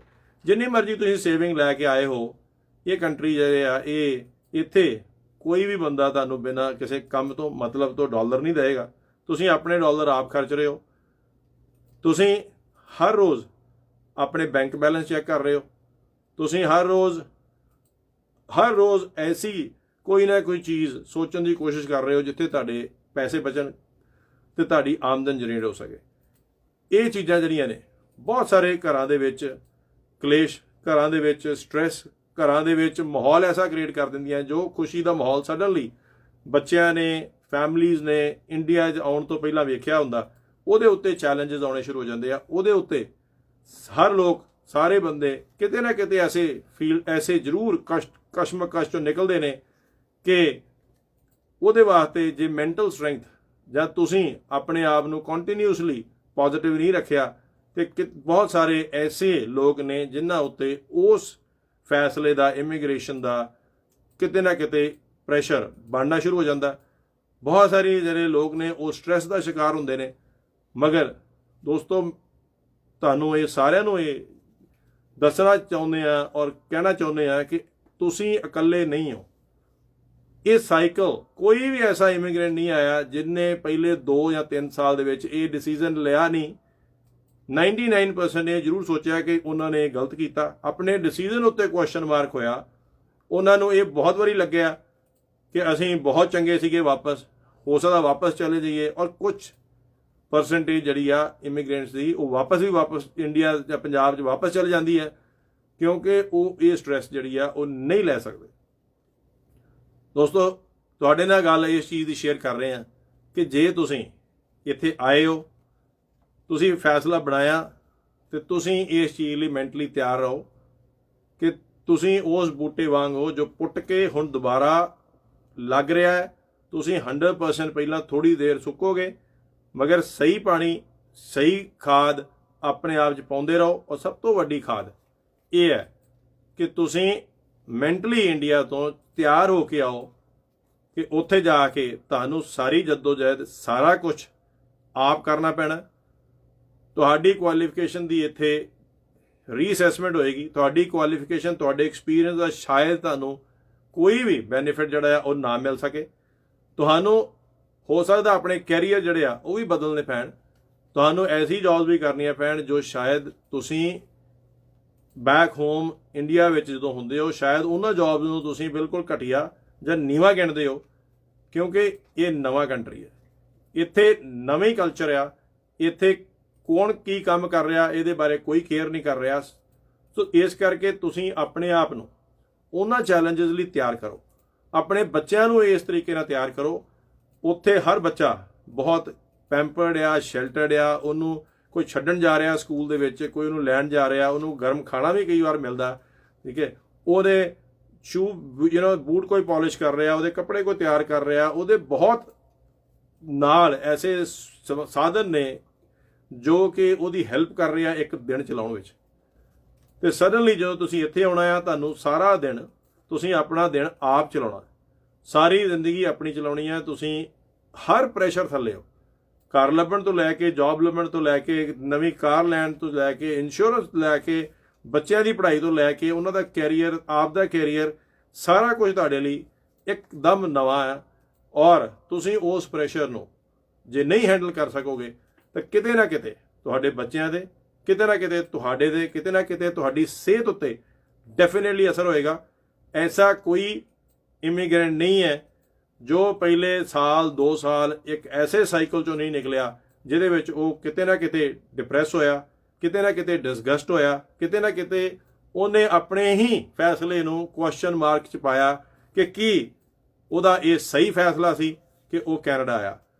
ਬਹੁਤ ਵਾਰ ਜਦੋਂ ਅਸੀਂ ਇਮੀਗ੍ਰੇਸ਼ਨ ਪ੍ਰੋਸੈਸ 'ਚ ਉੱਥੇ ਲੰਘ ਰਹੇ ਹੁੰਦੇ ਆ, ਉੱਥੇ ਅਸੀਂ ਬਹੁਤ ਉਮੀਦਾਂ ਨਾਲ ਉਹ ਇਮੀਗ੍ਰੇਸ਼ਨ ਪ੍ਰੋਸੈਸ ਜਿਹੜਾ ਆ ਉਹਦੇ ਥਾਣੀ ਲੰਘਦੇ ਆ। ਸਾਨੂੰ ਇਹ ਲੱਗਦਾ ਕਿ ਬਈ ਜੇ ਸਾਨੂੰ ਇਮੀਗ੍ਰੇਸ਼ਨ ਮਿਲ ਰਹੀ ਆ, ਅਸੀਂ ਕੈਨੇਡਾ ਜਾ ਰਹੇ ਆ, ਔਰ ਬੜੀ ਇੱਕ ਹਾਈ ਲੈਵਲ ਦੇ ਉੱਤੇ ਸਾਡੀ ਖੁਸ਼ੀ ਜਿਹੜੀ ਆ ਉਹ ਹੁੰਦੀ ਆ। ਔਰ ਸਾਰੇ ਰਿਸ਼ਤੇਦਾਰ, ਆਲੇ ਦੁਆਲੇ ਦੇ ਯਾਰ ਦੋਸਤ ਵੀ ਜਿਹੜੇ ਆ ਤੁਹਾਨੂੰ ਉਹ ਇਵੇਂ ਫੀਲ ਕਰਾਉਂਦੇ ਆ ਕਿ ਸ਼ਾਇਦ ਬਹੁਤ ਵੱਡੀ ਲਾੜੀ ਲੋਟਰੀ ਹੈ।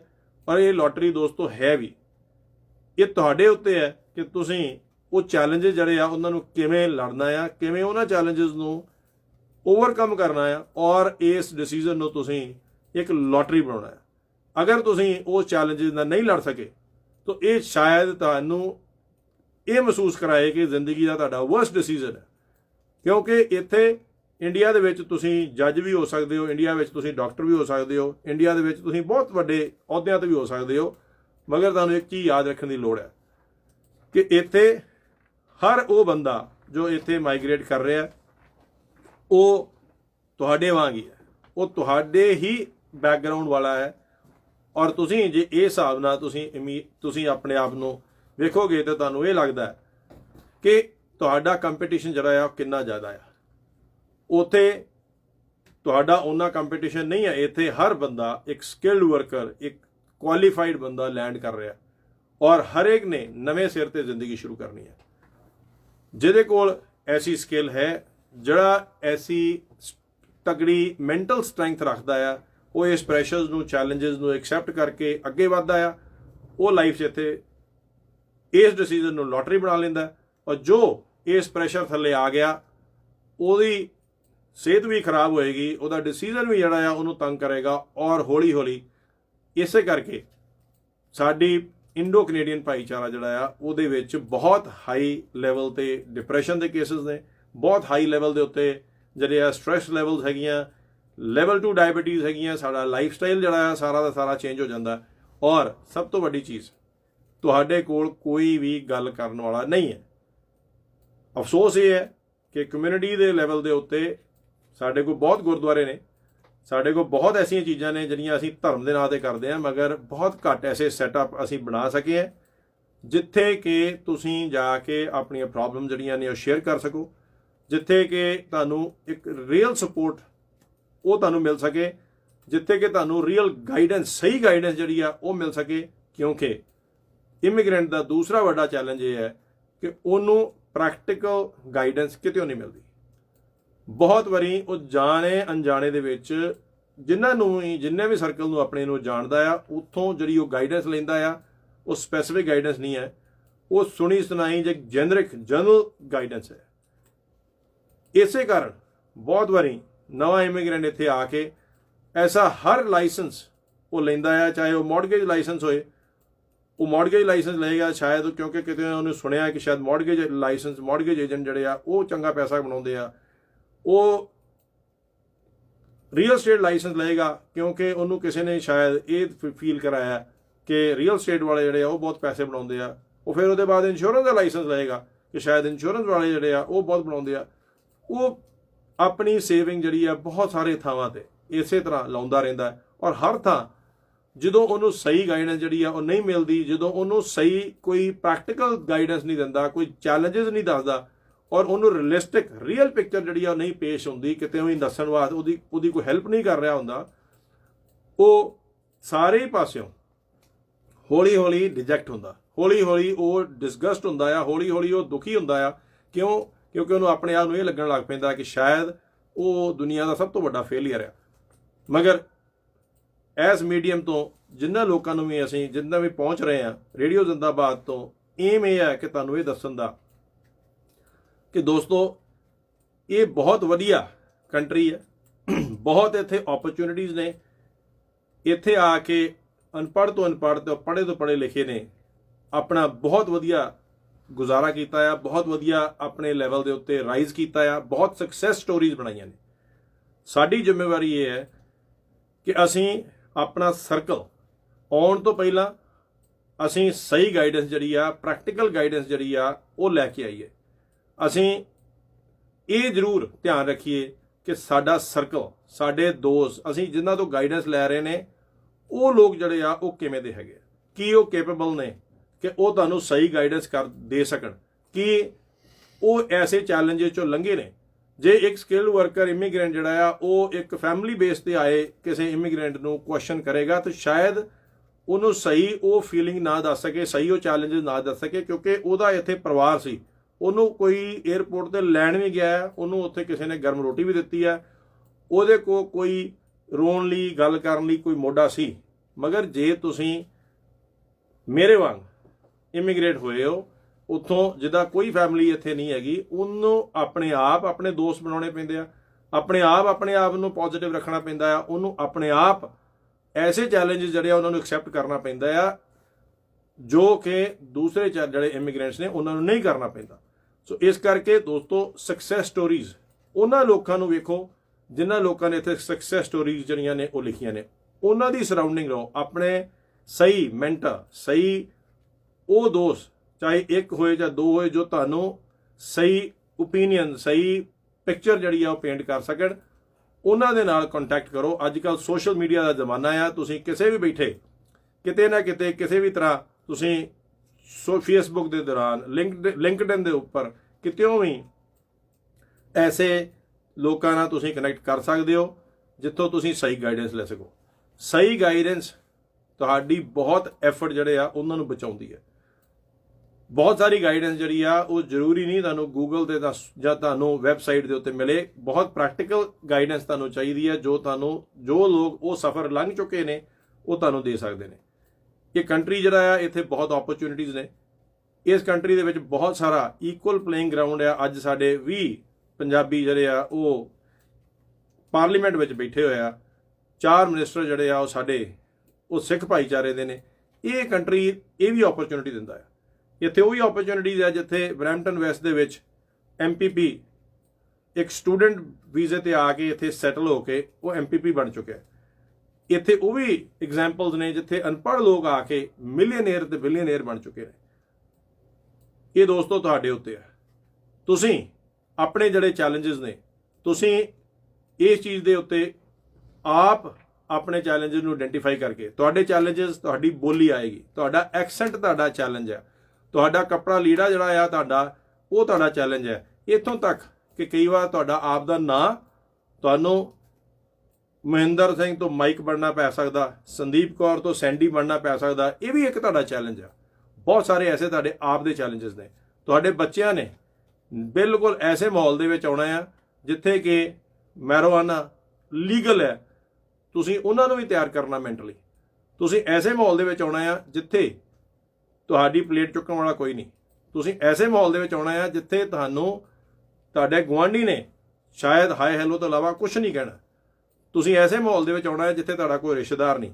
ਤੁਸੀਂ ਐਸੇ ਮਾਹੌਲ ਦੇ ਵਿੱਚ ਆਉਣਾ ਆ ਜਿੱਥੇ ਕਿ ਤੁਸੀਂ ਆਪਣਾ ਦੁੱਖ ਦਰਦ ਆਪ ਵਿਦਿਨ ਅ ਫੈਮਿਲੀ ਆਪਣੇ ਬੱਚਿਆਂ ਨਾਲ ਜਾਂ ਆਪਣੀ ਵਾਈਫ ਨਾਲ ਜਾਂ ਜੋ ਵੀ ਤੁਹਾਡੀ ਫੈਮਿਲੀ ਦੇ ਵਿੱਚ ਲੋਕ ਹੈਗੇ ਉਹਨਾਂ ਦੇ ਨਾਲ ਹੀ ਸ਼ੇਅਰ ਕਰਨਾ। ਸੋ ਇੱਥੇ ਤੁਹਾਨੂੰ ਸੁਣਨ ਵਾਲਾ ਕੋਈ ਨਹੀਂ ਹੈ ਔਰ ਤੁਸੀਂ ਕੰਟੀਨਿਊਸਲੀ ਪਿੱਛੇ ਜਿਹੜੀ ਤੁਹਾਡੀ ਫੈਮਿਲੀਜ਼ ਹੈਗੀਆਂ ਉਹਨਾਂ ਨੂੰ ਹਮੇਸ਼ਾ ਹੀ ਤੁਸੀਂ ਐਸੀ ਪਿਕਚਰ ਪੇਂਟ ਕਰਨੀ ਹੈ ਕਿ ਤੁਸੀਂ ਇੱਥੇ ਬਹੁਤ ਖੁਸ਼ ਹੋ, ਤੁਸੀਂ ਇਹ ਡਿਸੀਜਨ ਬਹੁਤ ਵਧੀਆ ਲਿਆ ਆ।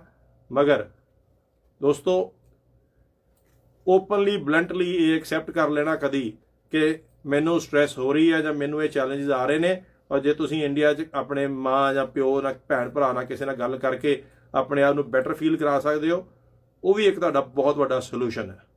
ਤੁਹਾਨੂੰ ਇਹ ਵੀ ਚੈਲੰਜਸ ਆਉਣਗੇ ਕਿ ਤੁਹਾਨੂੰ ਤੁਹਾਡੇ ਕਲਰ ਦੇ ਉੱਤੇ ਤੁਹਾਡੇ ਐਕਸਪੀਰੀਅੰਸ ਕਰਕੇ, ਕੈਨੇਡਾ ਦਾ ਤੁਹਾਡਾ ਐਕਸਪੀਰੀਅੰਸ ਨਹੀਂ ਹੈ, ਤੁਹਾਨੂੰ ਤੁਹਾਡੇ ਤੁਸੀਂ ਰੈਜ਼ੂਮੇ ਦਿੰਦੇ ਸ਼ਾਇਦ ਥੱਕ ਜਾਓ ਔਰ ਤੁਹਾਨੂੰ ਇੰਟਰਵਿਊ ਕਾਲਸ ਨਾ ਆਏ। ਇਹ ਚੈਲੰਜਸ ਆਉਣਗੇ ਔਰ ਐਸੀ ਕੋਈ ਵੀ ਇਮੀਗ੍ਰੈਂਟ ਨਹੀਂ ਹੈ ਜਿਹਨੂੰ ਇਹ ਚੈਲੰਜਸ ਨਹੀਂ ਆਏ। ਸੋ ਇਸ ਕਰਕੇ ਤੁਹਾਨੂੰ ਇਹ ਵੀ ਜਾਣਕਾਰੀ ਜ਼ਰੂਰ ਰੱਖਣੀ ਚਾਹੀਦੀ ਹੈ ਕਿ ਤੁਸੀਂ ਇਸ ਲੜਾਈ 'ਚ ਇਕੱਲੇ ਨਹੀਂ ਹੋ। ਫਰਕ ਇੰਨਾ ਹੈ ਕਿ ਮੈਂ ਹੋ ਸਕਦਾ ਅੱਜ ਤੋਂ 10 ਸਾਲ ਪਹਿਲਾਂ ਇਹ ਲੜਾਈ ਲੜੀ ਹੋਏ, ਤੁਸੀਂ ਅੱਜ ਤੋਂ 10 ਸਾਲ ਬਾਅਦ ਲੜ ਰਹੇ ਹੋ। ਲੜਾਈ ਹਰੇਕ ਨੇ ਸੇਮ ਲੜੀ ਹੈ। ਇਸ ਕਰਕੇ ਇਹ ਤੁਹਾਡੀ ਇੱਕ ਫਾਈਟਿੰਗ ਸਪਿਰਿਟ ਆ, ਇਹ ਤੁਹਾਡੀ ਇੱਕ ਐਸੀ ਜੋਸ਼ ਆ, ਐਸਾ ਜਜ਼ਬਾ ਆ ਜਿਹਦੇ ਕਰਕੇ ਤੁਸੀਂ ਕੰਟੀਨਿਊ ਰੱਖੋਗੇ। ਔਰ ਆਪਣੇ ਆਪ ਨੂੰ ਹਮੇਸ਼ਾ ਇਹ ਦੱਸ ਕੇ ਰੱਖੋ ਕਿ ਤੁਸੀਂ ਇੱਕ ਉਹ ਬੂਟਾ ਉਹ ਜਿਹੜਾ ਪੁੱਟਿਆ ਗਿਆ ਉਹ ਨਵੇਂ ਗਮਲੇ 'ਚ ਲੱਗਾ ਹੈ। ਗਮਲਾ ਬਹੁਤ ਵਧੀਆ ਹੈ, ਮਗਰ ਤੁਸੀਂ ਪਾਣੀ ਦੇਣਾ ਆ, ਤੁਸੀਂ ਖਾਦ ਪਾਉਣੀ ਆ, ਉਹ ਤੁਹਾਡੀ ਜ਼ਿੰਮੇਵਾਰੀ ਹੈ। ਤੇ ਜੇ ਤੁਸੀਂ ਉਹ ਪਾਣੀ ਔਰ ਖਾਦ ਨਹੀਂ ਦਿੱਤੀ ਉਸ ਸਹੀ ਸਮੇਂ ਤੇ ਸ਼ਾਇਦ ਤੁਸੀਂ ਸੁੱਕਣਾ ਸ਼ੁਰੂ ਕਰ ਦਿਓ। ਮਗਰ ਬਹੁਤ ਸਾਰੇ 99% ਲੋਕ ਜਿਹੜੇ ਆ ਉਹ ਨਵੇਂ ਗਮਲੇ ਵਿੱਚ ਬਹੁਤ ਵਧੀਆ ਫੈਲੇ ਨੇ, ਬਹੁਤ ਵਧੀਆ ਉਹਨਾਂ ਨੇ ਕੀਤਾ ਆ। ਔਰ ਇਹ ਬਹੁਤ ਵਧੀਆ ਕੰਟਰੀ ਹੈ ਜਿੱਥੇ ਕਿ ਬਹੁਤ ਸਾਰੀਆਂ ਤੁਸੀਂ ਪੋਜ਼ਿਟਿਵ ਚੀਜ਼ਾਂ ਜਿਹੜੀਆਂ ਨੇ ਉਹਨਾਂ ਦਾ ਧਿਆਨ ਰੱਖਣਾ। ਜਿੱਥੇ ਤੁਹਾਡੇ ਨਾਲ ਚੈਲੰਜਸ ਨੇ, ਤੁਸੀਂ ਨਾਲ ਇਹ ਵੀ ਸੋਚਣਾ ਹੈ ਕਿ ਇੱਕ ਤੁਹਾਡਾ ਬਹੁਤ ਵਧੀਆ ਡਿਸੀਜਨ ਆ, ਤੁਹਾਡੇ ਬੱਚਿਆਂ ਲਈ ਬਹੁਤ ਵਧੀਆ ਡਿਸੀਜਨ ਹੈ। ਇੱਥੇ ਰਿਜ਼ਰਵੇਸ਼ਨ ਨਹੀਂ ਹੈਗੀ, ਵਧੀਆ ਮਾਹੌਲ ਦੇ ਵਿੱਚ ਹੋ ਤੁਸੀਂ, ਤੁਹਾਡਾ এনवायरमेंट ਬਹੁਤ ਚੰਗਾ ਆ, ਤੁਸੀਂ ਸੇਫ ਕੰਟਰੀ ਦੇ ਵਿੱਚ ਹੋ, ਵਰਲਡ ਦੇ ਨੰਬਰ 2 ਕੰਟਰੀ ਹੈ ਜਿਹੜਾ ਰਹਿਣ ਦੇ ਵਿੱਚ, ਉਹਦੇ ਵਿੱਚੋਂ ਕੋਈ ਵਜ੍ਹਾ ਆ ਜਿਹਦੇ ਕਰਕੇ ਬਹੁਤ ਵਧੀਆ ਅਹੁਦਿਆਂ ਤੋਂ ਲੋਕ ਇੱਥੇ ਆ ਰਹੇ ਨੇ। ਮਗਰ ਜੇ ਤੁਸੀਂ ਉਸ ਮੂਡ ਦੇ ਵਿੱਚ ਆਏ ਜਦੋਂ ਤੁਹਾਨੂੰ ਇੱਕ ਇਮੀਗ੍ਰੇਸ਼ਨ ਦਾ ਪਰਮਨੈਂਟ ਵੀਜ਼ਾ ਮਿਲਦਾ ਹੈ, ਉਦੋਂ ਤੁਹਾਡੀ ਖੁਸ਼ੀ ਜਿਹੜੀ ਆ ਉਹ ਇੱਕ 7ਵੇਂ ਅਸਮਾਨ ਤੇ ਹੁੰਦੀ ਆ।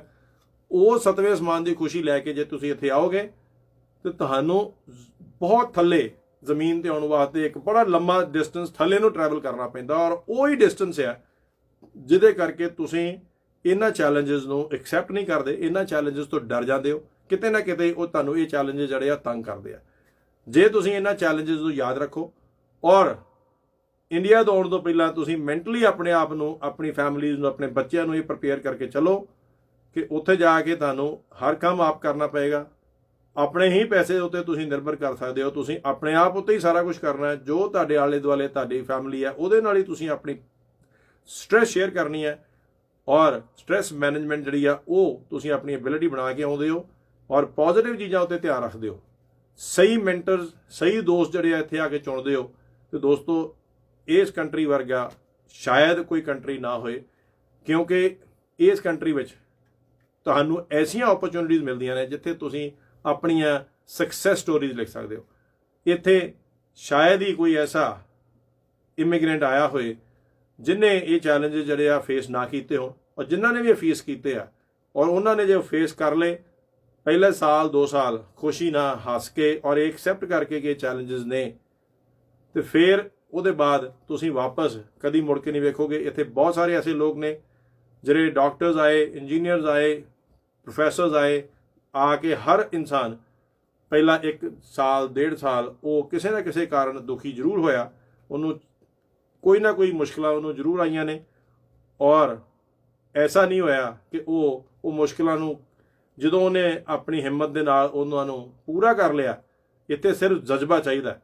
ਔਰ ਕੋਈ ਵੀ ਇਮੀਗ੍ਰੈਂਟ ਜੇ ਇੱਥੇ ਆਉਂਦਾ ਆ ਉਹ ਇਹ ਜਜ਼ਬਾ ਲੈ ਕੇ ਨਹੀਂ ਆਉਂਦਾ ਕਿ ਉਹਨੇ ਹਿੰਮਤ ਨਹੀਂ ਹਾਰਨੀ, ਉਹਨੇ ਲੱਗੇ ਰਹਿਣਾ। ਇੱਥੇ ਜਿਗਰਾ ਚਾਹੀਦਾ, ਤਗੜਾ ਜਿਗਰਾ ਜੇ ਹੈ ਤੇ ਇਹ ਦੇਸ਼ ਤੁਹਾਡੇ ਲਈ ਵਾਕਿਆ ਹੀ ਇੱਕ ਲੋਟਰੀ ਹੈ। ਔਰ ਤਦ ਹੀ ਤੁਹਾਨੂੰ ਇੱਥੇ ਆ ਕੇ ਮਜ਼ਾ ਆਏਗਾ, ਤਦ ਹੀ ਤੁਸੀਂ ਇੱਥੇ ਆ ਕੇ ਤਗੜੇ ਰਹੋਗੇ। ਔਰ ਇਹੀ ਰੇਡੀਓ ਜ਼ਿੰਦਾਬਾਦ ਦਾ ਪਰਪਸ ਹੈ ਅੱਜ, ਕਿ ਤੁਹਾਡੇ ਨਾਲ ਉਹ ਚੈਲੰਜਸ ਦੀ ਗੱਲ ਕੀਤੀ ਜਾਏ ਜੋ ਤੁਹਾਨੂੰ ਇੱਥੇ ਆ ਕੇ ਫੇਸ ਕਰਨੇ ਪੈਣੇ ਆ। ਤੁਹਾਨੂੰ ਇੱਥੇ ਰੇਸਿਜ਼ਮ ਵੀ ਫੇਸ ਕਰਨਾ ਪਏਗਾ, ਕਿਤੇ ਨਾ ਕਿਤੇ ਤੁਹਾਡੀ ਚਮੜੀ, ਤੁਹਾਡਾ ਰੰਗ ਉਹ ਵੀ ਤੁਹਾਡੇ ਸਾਹਮਣੇ ਆਏਗਾ ਔਰ ਉਹ ਤੁਸੀਂ ਮੰਨ ਕੇ ਆਓ। ਸਿੰਪਲ ਐਗਜ਼ਾਮਪਲ ਹੈ, ਸਾਡੇ ਕੋਲ ਪੰਜਾਬ ਦੇ ਵਿੱਚ ਬਿਹਾਰ ਤੋਂ ਲੋਕ ਆਉਂਦੇ ਆ, ਅਸੀਂ ਵੀ ਉਹਨਾਂ ਨੂੰ ਸ਼ਾਇਦ ਇਵੇਂ ਹੀ ਟਰੀਟ ਕਰਦੇ ਹਾਂ। ਮਗਰ ਦੋਸਤੋ, ਇਹ ਮੈਂ ਗਾਰੰਟੀ ਦੇ ਸਕਦਾ ਕਿ ਇੱਥੇ ਉਹਨਾਂ ਵਿਤਕਰਾ ਨਹੀਂ ਹੋਏਗਾ ਜਿੰਨਾ ਤੁਸੀਂ ਉੱਥੇ ਕਰਦੇ ਹੋ।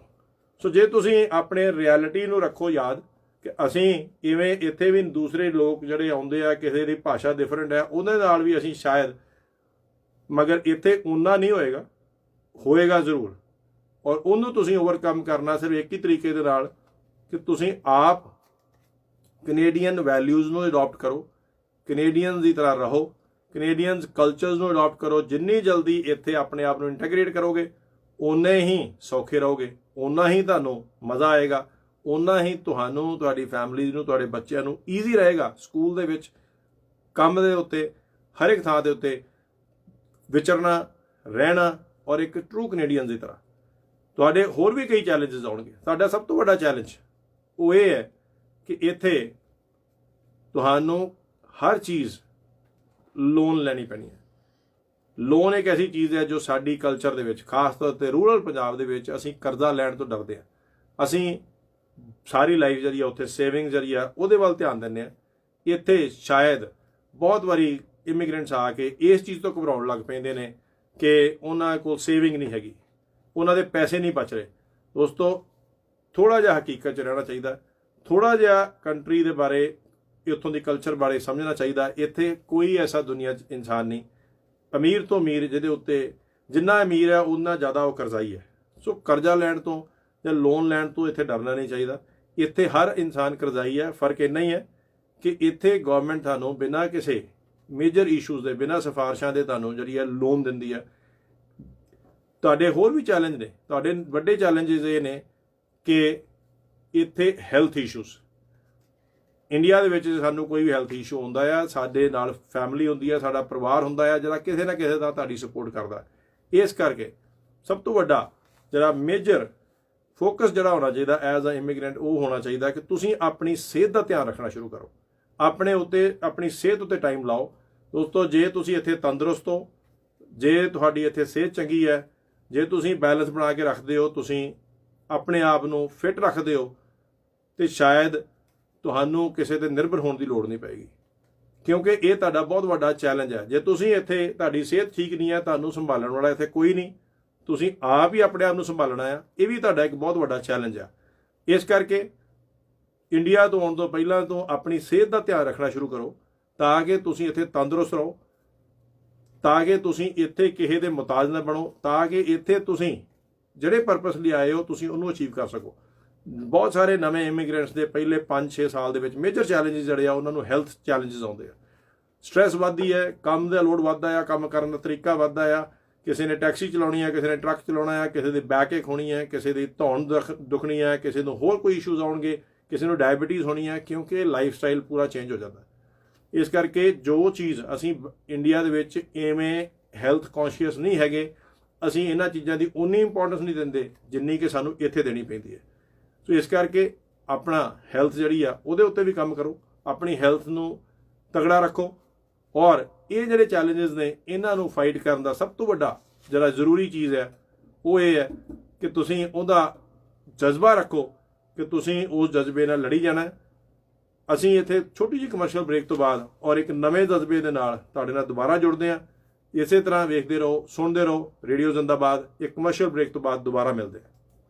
ਰਾਖੀ ਕਰਨਾ ਬਣਦੀ ਆ, ਲੋੜ ਵੀ ਹੈਗੀ। ਚੰਗਾ ਏਜੰਟ, ਵਧੀਆ service, the best rates, up to 80% discounts on car insurance, ਗੱਲ ਕੀ auto, home, life, trucking fleets and non-fleets, disability, group benefits, ਕਿੱਦਾਂ ਦੀ ਵੀ ਕਵਰੇਜ ਲਵੋ। ਆਰਮਰ ਚੇਤੇ ਰੱਖੋ, Armor Insurance is partners with leading Canadian insurance companies, 24/7 online quotes 2-3 ਮਿੰਟਾਂ ਵਿੱਚ ਲਵੋ। Armor Insurance Brokers, 9054525127 905 452 5127। ontario ਦੇ ਸਕੂਲਾਂ ਨੂੰ ਸੁਰੱਖਿਅਤ ਤਰੀਕੇ ਨਾਲ ਦੁਬਾਰਾ ਖੋਲ੍ਹਣ ਵਿੱਚ ਅਸੀਂ ਸਾਰਿਆਂ ਨੇ ਭੂਮਿਕਾ ਨਿਭਾਉਣੀ ਹੈ। ਇਸ ਕਰਕੇ ontario ਸਰਕਾਰ ਨੇ ਸਾਡੇ ਬੱਚਿਆਂ ਨੂੰ ਸੁਰੱਖਿਅਤ ਰੱਖਣ ਵਾਸਤੇ ਇੱਕ ਵਿਆਪਕ ਯੋਜਨਾ ਵਿਕਸਿਤ ਕਰਨ ਲਈ ਡਾਕਟਰਾਂ, ਸਿਹਤ ਅਧਿਕਾਰੀਆਂ, ਸਕੂਲ ਬੋਰਡਾਂ ਅਤੇ ਸਿੱਖਿਅਕਾਂ ਨਾਲ ਕੰਮ ਕੀਤਾ। ਇਕੱਠੇ ਕੰਮ ਕਰਦੇ ਹੋਏ ਸਾਡੀ ਯੋਜਨਾ ਵਿੱਚ ਸਰੀਰਕ ਦੂਰੀ ਰੱਖਣਾ, ਸਕੂਲਾਂ ਵਿੱਚ ਵਧੇਰੇ ਨਰਸਾਂ ਲਗਾਉਣਾ, ਮਾਸਕ ਪਾਉਣਾ, ਜ਼ਿਆਦਾ ਸਫਾਈ, ਹੈਂਡ ਸੈਨੀਟਾਈਜ਼ੇਸ਼ਨ, ਵਿਦਿਆਰਥੀਆਂ ਅਤੇ ਸਕੂਲ ਦੇ ਸਟਾਫ ਦੀ ਭਲਾਈ ਨੂੰ ਯਕੀਨੀ ਬਣਾਉਣ ਲਈ ਹੋਰ ਉਪਾਅ ਸ਼ਾਮਿਲ ਹਨ। ਜ਼ਿਆਦਾ ਜਾਣਕਾਰੀ ਲਈ ontario.ca/reopening schools ਤੇ ਜਾਓ। ontario ਸਰਕਾਰ ਦੁਆਰਾ ਭੁਗਤਾਨ ਕੀਤਾ ਗਿਆ।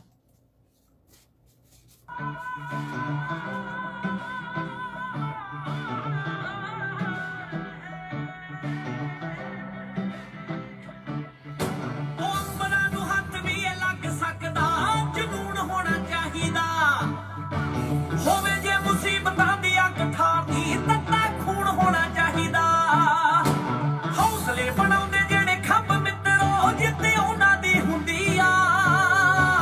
ਜਿਗਰੇ ਹੁੰਦੇ ਨੇ ਜਿਹਦੇ ਬੰਬ ਮਿੱਤਰੋ, ਜਿੱਤੇ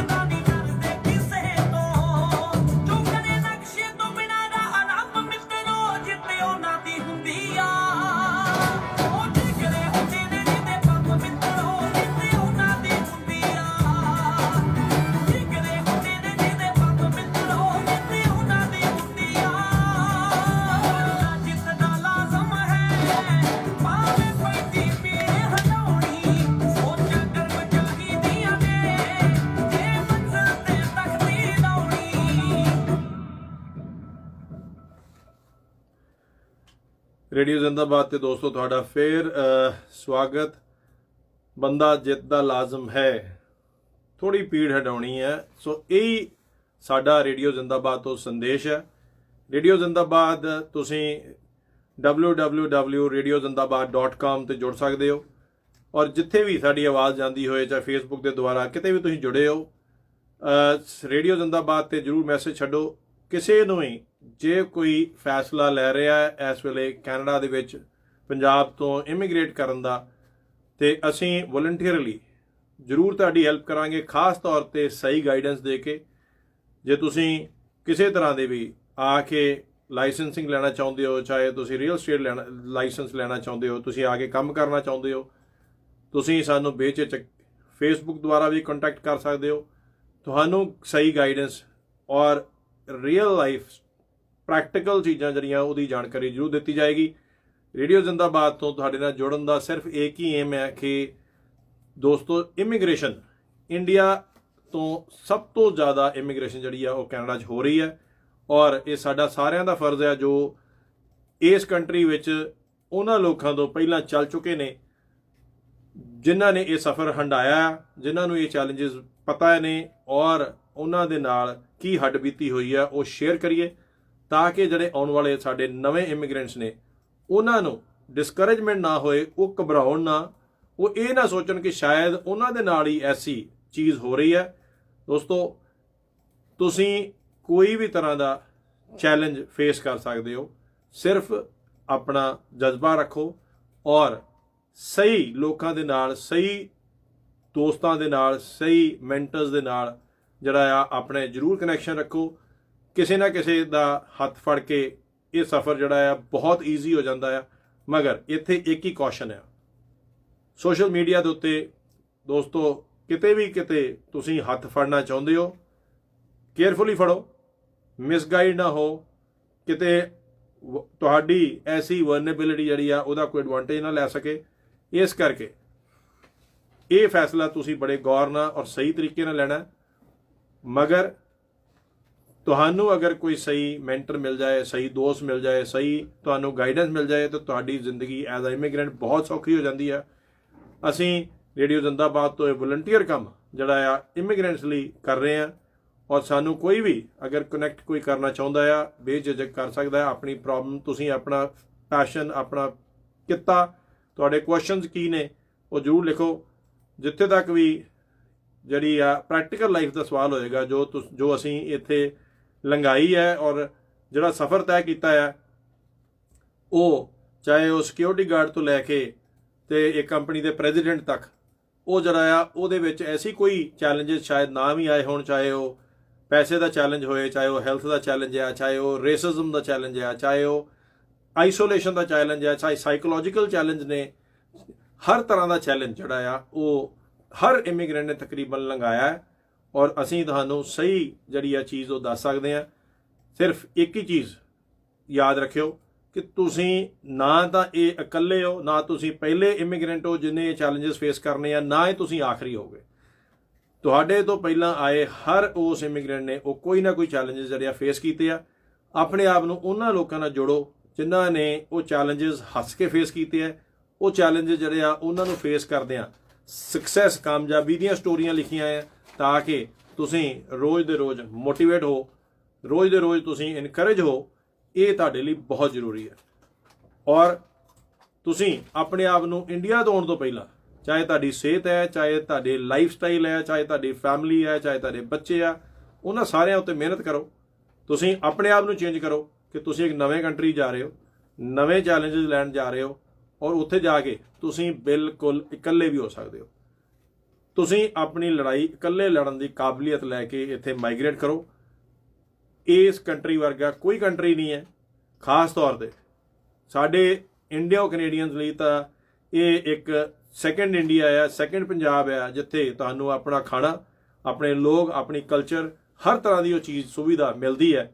ਔਰ ਐਟ ਦ ਸੇਮ ਟਾਈਮ ਤੁਸੀਂ ਇੱਕ ਬੈਟਰ ਕੰਟਰੀ 'ਚੋਂ, ਬਹੁਤ ਵਧੀਆ ਮਾਹੌਲ 'ਚੋਂ ਤੁਹਾਡੇ ਬੱਚਿਆਂ ਲਈ ਲਾਈਫ ਜਿਹੜੀ ਆ, ਤੁਹਾਡੇ ਬੱਚਿਆਂ ਦਾ ਕੈਰੀਅਰ ਜਿਹੜਾ ਆ, ਉਹਦੇ ਵਿੱਚ ਤੁਹਾਨੂੰ ਬੜਾ ਵੱਡਾ ਐਡਵਾਂਟੇਜ ਆ। ਮਗਰ ਉਹ ਐਡਵਾਂਟੇਜ ਦੋਸਤੋ ਤਦ ਹੀ ਮਿਲੇਗਾ ਜੇ ਤੁਸੀਂ ਆਪਣੇ ਆਪ ਨੂੰ ਜ਼ਿੰਦਾ ਰੱਖੋ, ਜ਼ਿੰਦਾਬਾਦ ਰਹੋ ਔਰ ਤਗੜੇ ਰਹੋ। ਇੱਥੋਂ ਹੀ ਰੇਡੀਓ ਜ਼ਿੰਦਾਬਾਦ ਤੋਂ ਤੁਹਾਨੂੰ ਸਾਰਿਆਂ ਨੂੰ ਇਹ ਅਪੀਲ ਕਰਦੇ ਹੋਏ ਕਿ ਕਿਸੇ ਨੂੰ ਵੀ ਕਿਸੇ ਤਰ੍ਹਾਂ ਦੀ ਮਦਦ ਚਾਹੀਦੀ ਹੈ, ਖਾਸ ਤੌਰ ਤੇ ਗਾਈਡੈਂਸ ਦੇ ਮਾਮਲੇ 'ਚ, ਪ੍ਰੈਕਟੀਕਲ ਗਾਈਡੈਂਸ ਦੇ ਮਾਮਲੇ 'ਚ, ਤੇ ਉਹ ਜ਼ਰੂਰ ਰੇਡੀਓ ਜ਼ਿੰਦਾਬਾਦ ਨੂੰ ਕੰਟੈਕਟ ਕਰ ਸਕਦਾ।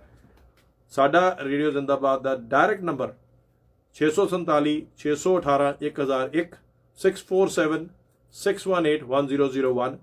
ਔਰ ਤੁਹਾਡੀ ਕਿਸੇ ਤਰ੍ਹਾਂ ਦੀ ਵੀ ਇਮੀਗ੍ਰੇਸ਼ਨ ਦੇ ਨਾਲ ਜਿਹੜੀ ਆ ਤੁਹਾਡੇ ਚੈਲੰਜਸ, ਮੈਂਟਲ ਚੈਲੰਜਸ ਜਾਂ ਸਾਈਕੋਲੋਜੀਕਲ ਚੈਲੰਜਸ ਨੇ, ਜਾਂ ਤੁਹਾਨੂੰ ਇੱਥੋਂ ਦੀ ਕੋਈ ਕਿਸੇ ਵੀ ਤਰ੍ਹਾਂ ਦੀ ਇਨਫੋਰਮੇਸ਼ਨ ਚਾਹੀਦੀ ਆ, ਰੀਅਲ ਜੌਬ ਮਾਰਕੀਟ ਦੇ ਬਾਰੇ ਪਤਾ ਕਰਨਾ ਹੈ, ਤਾਂ ਜ਼ਰੂਰ ਤੁਸੀਂ ਕੰਟੈਕਟ ਕਰੋ। ਸਾਰਿਆਂ ਨੂੰ ਕੁਝ ਜਾਂਦਿਆਂ ਐਸੇ ਟਿਪਸ ਜਿਹੜੇ ਆ ਉਹ ਮੈਂ ਜ਼ਰੂਰ ਦੇਣਾ ਚਾਹੁੰਦਾ ਆ, ਤਾਂ ਕਿ ਤੁਸੀਂ ਇੱਥੇ ਆ ਕੇ ਆਪਣੀ ਸਕਸੈਸ ਸਟੋਰੀ ਲਿਖੋ ਔਰ ਕਾਮਯਾਬ ਹੋ। ਸਭ ਤੋਂ ਵੱਡਾ ਟਿਪ ਦੋਸਤੋ, ਜੇ ਤੁਸੀਂ ਪੜ੍ਹੇ ਲਿਖੇ ਹੋ, ਸਕਿਲਡ ਵਰਕਰ ਹੋ, ਤੇ ਜ਼ਰੂਰ ਲਿੰਕਡਇਨ ਦੇ ਉੱਤੇ ਪ੍ਰੋਫੈਸ਼ਨਲਸ ਦੇ ਨਾਲ ਆਪਣੇ ਆਪ ਨੂੰ ਕਨੈਕਟ ਕਰੋ।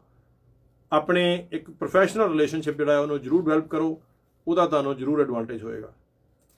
ਜੇ ਤੁਸੀਂ ਫੈਮਿਲੀ ਦੇ ਨਾਲ, ਬੱਚਿਆਂ ਦੇ ਨਾਲ ਆ ਰਹੇ ਹੋ, ਸੋ ਬੱਚਿਆਂ ਨੂੰ ਐਟਲੀਸਟ 1 ਸਾਲ ਪਹਿਲਾਂ ਤੋਂ ਇੰਡੀਪੈਂਡੈਂਟ ਹੋਣ ਦਿਓ, ਉਹਨਾਂ ਨੂੰ ਆਪਣੇ ਕੰਮ ਕਰਨ ਦਿਓ, ਉਹਨਾਂ ਨੂੰ ਇਵੇਂ ਦੀ ਟ੍ਰੇਨਿੰਗ ਦਿਓ ਜਿਵੇਂ ਉਹਨਾਂ ਨੇ ਲਾਈਫ ਸਟਾਈਲ ਜਿਹੜਾ ਆ ਕੈਨੇਡਾ ਜੀਣਾ ਆ।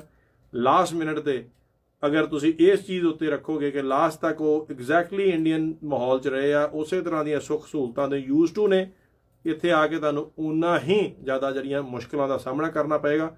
ਸੋ ਜੋ ਵੀ ਤੁਸੀਂ ਕਰਨਾ ਚਾਹੁੰਦੇ ਹੋ, ਉੱਥੇ ਆਪ ਦੀ ਪਲੇਟ ਚੁੱਕਣੀ ਸਿੱਖ ਲਓ, ਉੱਥੇ ਆਪਣੇ ਕੱਪੜੇ ਧੋਣੇ ਸਿੱਖੋ, ਉੱਥੇ ਆਪਣੇ ਕੱਪੜੇ ਪ੍ਰੈਸ ਕਰਨੇ ਸਿੱਖੋ। ਤੁਹਾਨੂੰ ਇਹ ਛੋਟੀਆਂ ਚੀਜ਼ਾਂ ਜਿਹੜੀਆਂ ਨੇ ਇੱਥੇ ਆ ਕੇ ਕੰਪੈਰੀਜ਼ਨ ਨਹੀਂ ਕਰਨ ਦੇਣਗੀਆਂ। ਤੁਸੀਂ ਆਪਣੇ ਆਪ ਨੂੰ ਉੱਥੋਂ ਦੇ ਲਾਈਫ ਸਟਾਈਲ ਨਾਲ ਕੰਪੇਅਰ ਨਹੀਂ ਕਰੋਗੇ। ਜਿੰਨੀ ਵੀ ਤੁਸੀਂ ਸੇਵਿੰਗ ਜਿਹੜੀ ਆ ਉਹ ਆਪਣੇ ਨਾਲ ਲੈ ਕੇ ਆ ਸਕਦੇ ਹੋ, ਜਿੰਨੇ ਵੀ ਪੈਸੇ ਤੁਹਾਡੇ ਨਾਲ ਹੋਣਗੇ ਤੁਹਾਡੀ ਮਦਦ ਕਰਨਗੇ, ਤੁਹਾਡੀ ਸਿਕਿਉਰਿਟੀ ਹੈ, ਔਰ ਆਪਣੇ ਆਪ ਨੂੰ ਤੁਸੀਂ ਬੈਟਰ ਫੀਲ ਕਰੋਗੇ। ਜਿੰਨੀ ਜਲਦੀ ਹੋ ਸਕੇ ਇੱਥੇ ਡਰਾਈਵਿੰਗ ਜ਼ਰੂਰ ਸਿੱਖੋ। ਜੇ ਖਾਸ ਤੌਰ ਤੇ ਲੇਡੀਜ਼ ਜਿਹੜੀਆਂ ਪਿੰਡਾਂ 'ਚੋਂ ਕਈ ਆ ਰਹੀਆਂ ਨੇ, ਜਾਂ ਕਈ ਫੈਮਲੀਜ਼ ਜਿਹੜੀਆਂ ਕਿ ਉੱਥੇ ਡਰਾਈਵਿੰਗ ਨਹੀਂ ਕਰਦੀਆਂ, ਕਿਉਂਕਿ ਅਕਸਰ ਉੱਥੇ ਇੱਕ ਵਾਈਫ ਜਿਹੜੀ ਆ ਹਸਬੈਂਡ 'ਤੇ ਨਿਰਭਰ ਹੁੰਦੀ ਹੈ, ਉਹਨਾਂ ਨੂੰ ਜ਼ਰੂਰ ਉੱਥੇ ਵਧੀਆ ਡਰਾਈਵਿੰਗ ਕਰਨੀ ਸਿੱਖਣੀ ਚਾਹੀਦੀ ਹੈ। ਡਰਾਈਵਿੰਗ ਜਿਹੜੀ ਆ ਉਹ ਤੁਹਾਨੂੰ ਇੱਥੇ ਇੱਕ ਇੰਡੀਪੈਂਡੈਂਟ ਦਿੰਦੀ ਹੈ, ਬਜਾਏ ਕਿ ਤੁਸੀਂ ਬੱਸਾਂ ਦੇ ਵਿੱਚ ਟਾਈਮ ਵੇਸਟ ਕਰੋ। ਇੱਥੇ ਵੈਸਾ ਕਲਚਰ ਜਿਹੜੀ ਆ ਨਹੀਂ ਆ। ਇੱਥੇ ਹਰ ਇਨਸਾਨ ਨੂੰ ਆਪਣੇ ਪੈਰਾਂ ਸਿਰ ਆਪ ਚੱਲਣਾ ਫਿਰਨਾ ਪੈਂਦਾ, ਉਹਨੂੰ ਆਪਣੀ ਮੋਬਿਲਿਟੀ, ਆਪਣੇ ਆਉਣ ਜਾਣ ਦਾ ਸਾਧਨ ਉਹਨੂੰ ਆਪ ਕ੍ਰੀਏਟ ਕਰਨਾ ਪੈਂਦਾ ਹੈ। ਉੱਥੇ ਹੀ ਆਪਣੇ ਆਪ ਨੂੰ ਇਸ ਤਰੀਕੇ ਨਾਲ ਟ੍ਰੇਨ ਕਰੋ ਕਿ ਤੁਸੀਂ ਉੱਥੋਂ ਜੌਬ ਲਈ ਇੱਥੇ ਅਪਲਾਈ ਕਰੋ, ਤਾਂ ਕਿ ਤੁਹਾਨੂੰ ਤੁਹਾਡੀ ਜੌਬ ਰਿਐਲਿਟੀ ਜਿਹੜੀ ਹੈ, ਤੁਹਾਨੂੰ ਜੌਬ ਇੱਥੇ ਮਿਲਣਗੀਆਂ। ਤੁਹਾਨੂੰ ਇੱਥੇ ਕੋਈ ਐਂਟਰਟੇਨ ਕਰੇਗਾ ਜਾਂ ਨਹੀਂ ਕਰੇਗਾ, ਆਪਣੇ ਰੈਜ਼ੂਮੇ ਜਿਹੜੇ ਆ ਇੰਡੀਆ 'ਚੋਂ ਫਲੋਟ ਕਰਨੇ ਸ਼ੁਰੂ ਕਰੋ। ਇੰਡੀਆ ਦੇ ਉੱਤੋਂ ਤੁਸੀਂ ਆਪਣੀ ਜੌਬ ਮਾਰਕੀਟ ਦੀ ਜਿਹੜੀ ਆ ਸਟੱਡੀ ਕਰੋ। ਇੱਥੇ ਦੀਆਂ ਬਹੁਤ ਸਾਰੀਆਂ ਗਵਰਨਮੈਂਟ ਵੈਬਸਾਈਟਸ ਨੇ ਜਿਹੜੀਆਂ ਤੁਹਾਨੂੰ ਇਹ ਦੱਸਦੀਆਂ ਨੇ ਕਿ ਇੱਥੇ ਕੈਸੀ ਸਕਿੱਲ, ਕੈਸੀ ਜੌਬ ਜਿਹੜੀਆਂ ਨੇ ਉਹਦੀ ਇੱਥੇ ਇਸ ਵੇਲੇ ਲੋੜ ਆ। ਆਪਣੇ ਆਪ ਨੂੰ ਫਲੈਕਸੀਬਲ ਕਰੋ। ਜੇ ਤੁਹਾਨੂੰ ਜੌਬ ਚੇਂਜ ਕਰਨ ਦੀ ਲੋੜ ਪੈਂਦੀ ਹੈ, ਆਪਣਾ ਕੈਰੀਅਰ ਚੇਂਜ ਕਰਨ ਦੀ ਲੋੜ ਪੈਂਦੀ ਹੈ, ਔਰ ਉਹ ਚੇਂਜ ਜਿਹੜਾ ਤੁਸੀਂ ਉਹ ਫੈਸਲਾ ਇੰਡੀਆ ਦੇ ਵਿੱਚ ਲੈ ਕੇ ਆਓ। ਔਰ ਲਾਸਟਲੀ ਸਭ ਤੋਂ ਜ਼ਿਆਦਾ ਜ਼ਰੂਰੀ ਹੈ ਦੋਸਤੋ ਕਿ ਸਹੀ ਗਾਈਡੈਂਸ, ਸਹੀ ਮੈਂਟਰ, ਉਹਦੀ ਭਾਲ ਜ਼ਰੂਰ ਰੱਖੋ।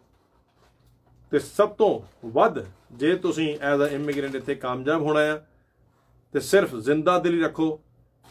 ਆਪਣੇ ਆਪ ਨੂੰ ਐਜ਼ ਇਮੀਗ੍ਰੈਂਟ ਨਹੀਂ, ਇੱਕ ਫੌਜੀ ਦੇ ਤੌਰ ਤੇ ਕੈਨੇਡਾ ਦੇ ਵਿੱਚ ਲੈਂਡ ਕਰੋ। ਜਿਵੇਂ ਫੌਜੀ ਮੈਦਾਨੇ ਜੰਗ 'ਚ ਇਸ ਕਰਕੇ ਨਹੀਂ ਉਤਰਦਾ ਕਿ ਉਹਨੇ ਮਰਨ ਜਾਣਾ, ਉਹ ਇਸ ਕਰਕੇ ਉਤਰਦਾ ਹੈ ਕਿ ਉਹਨੇ ਲੜਨ ਜਾਣਾ ਹੈ, ਔਰ ਲੜ ਕੇ ਉਹਨੇ ਆਪਣਾ ਜਿੱਤ ਹਾਸਲ ਕਰਨੀ ਹੈ। ਤੁਹਾਡਾ ਧਿਆਨ ਸਿਰਫ ਜਿੱਤ ਹਾਸਲ ਕਰਨ 'ਚ ਹੋਣਾ ਚਾਹੀਦਾ। ਫੌਜੀ ਜਜ਼ਬਾ, ਤਗੜੇ ਰਹੋ, ਔਰ ਜ਼ਿੰਦਾ ਦਿਲੀ ਹੀ ਤੁਹਾਨੂੰ ਇੱਕ ਸਕਸੈਸਫੁਲ ਇਮੀਗ੍ਰੈਂਟ ਬਣਾਏਗੀ, ਔਰ ਇੱਥੇ ਐਸੇ ਮੌਕੇ ਦੇਗੀ ਜਿਹੜੇ ਕਿ ਤੁਹਾਨੂੰ ਸ਼ਾਇਦ ਇੰਡੀਆ 'ਚ ਨਹੀਂ ਮਿਲੇ। ਸੁਣਦੇ ਰਹੋ ਰੇਡੀਓ ਜ਼ਿੰਦਾਬਾਦ 6476181001। ਅਗਲੇ ਐਤਵਾਰ ਫਿਰ ਮਿਲਾਂਗੇ ਨਵੇਂ ਚੈਲੰਜਸ ਦੇ ਨਾਲ, ਨਵੇਂ ਪ੍ਰੋਗਰਾਮ ਦੇ ਨਾਲ। ਬਹੁਤ ਬਹੁਤ ਧੰਨਵਾਦ। ਕੀ ਗੱਲਾਂ ਵਿੱਚ ਰੱਖਿਆ ਛੱਡ ਰਹਿਣ ਦੇ, ਸਾਡੇ ਕੋਲੋਂ ਦੂਰੀਆਂ ਹੋ ਅੱਡ ਲੈਣ ਦੇ। ਨੈਣਾ ਦੀ ਜੋ ਗੱਲ ਸਾਰੀ ਹੋ ਵੀ ਗਈ ਬੁੱਲ, ਖੋਲਣੇ ਦੀ ਲੋੜ ਨਹੀਂ, ਤੂੰ ਵੀ ਕਰਦੀ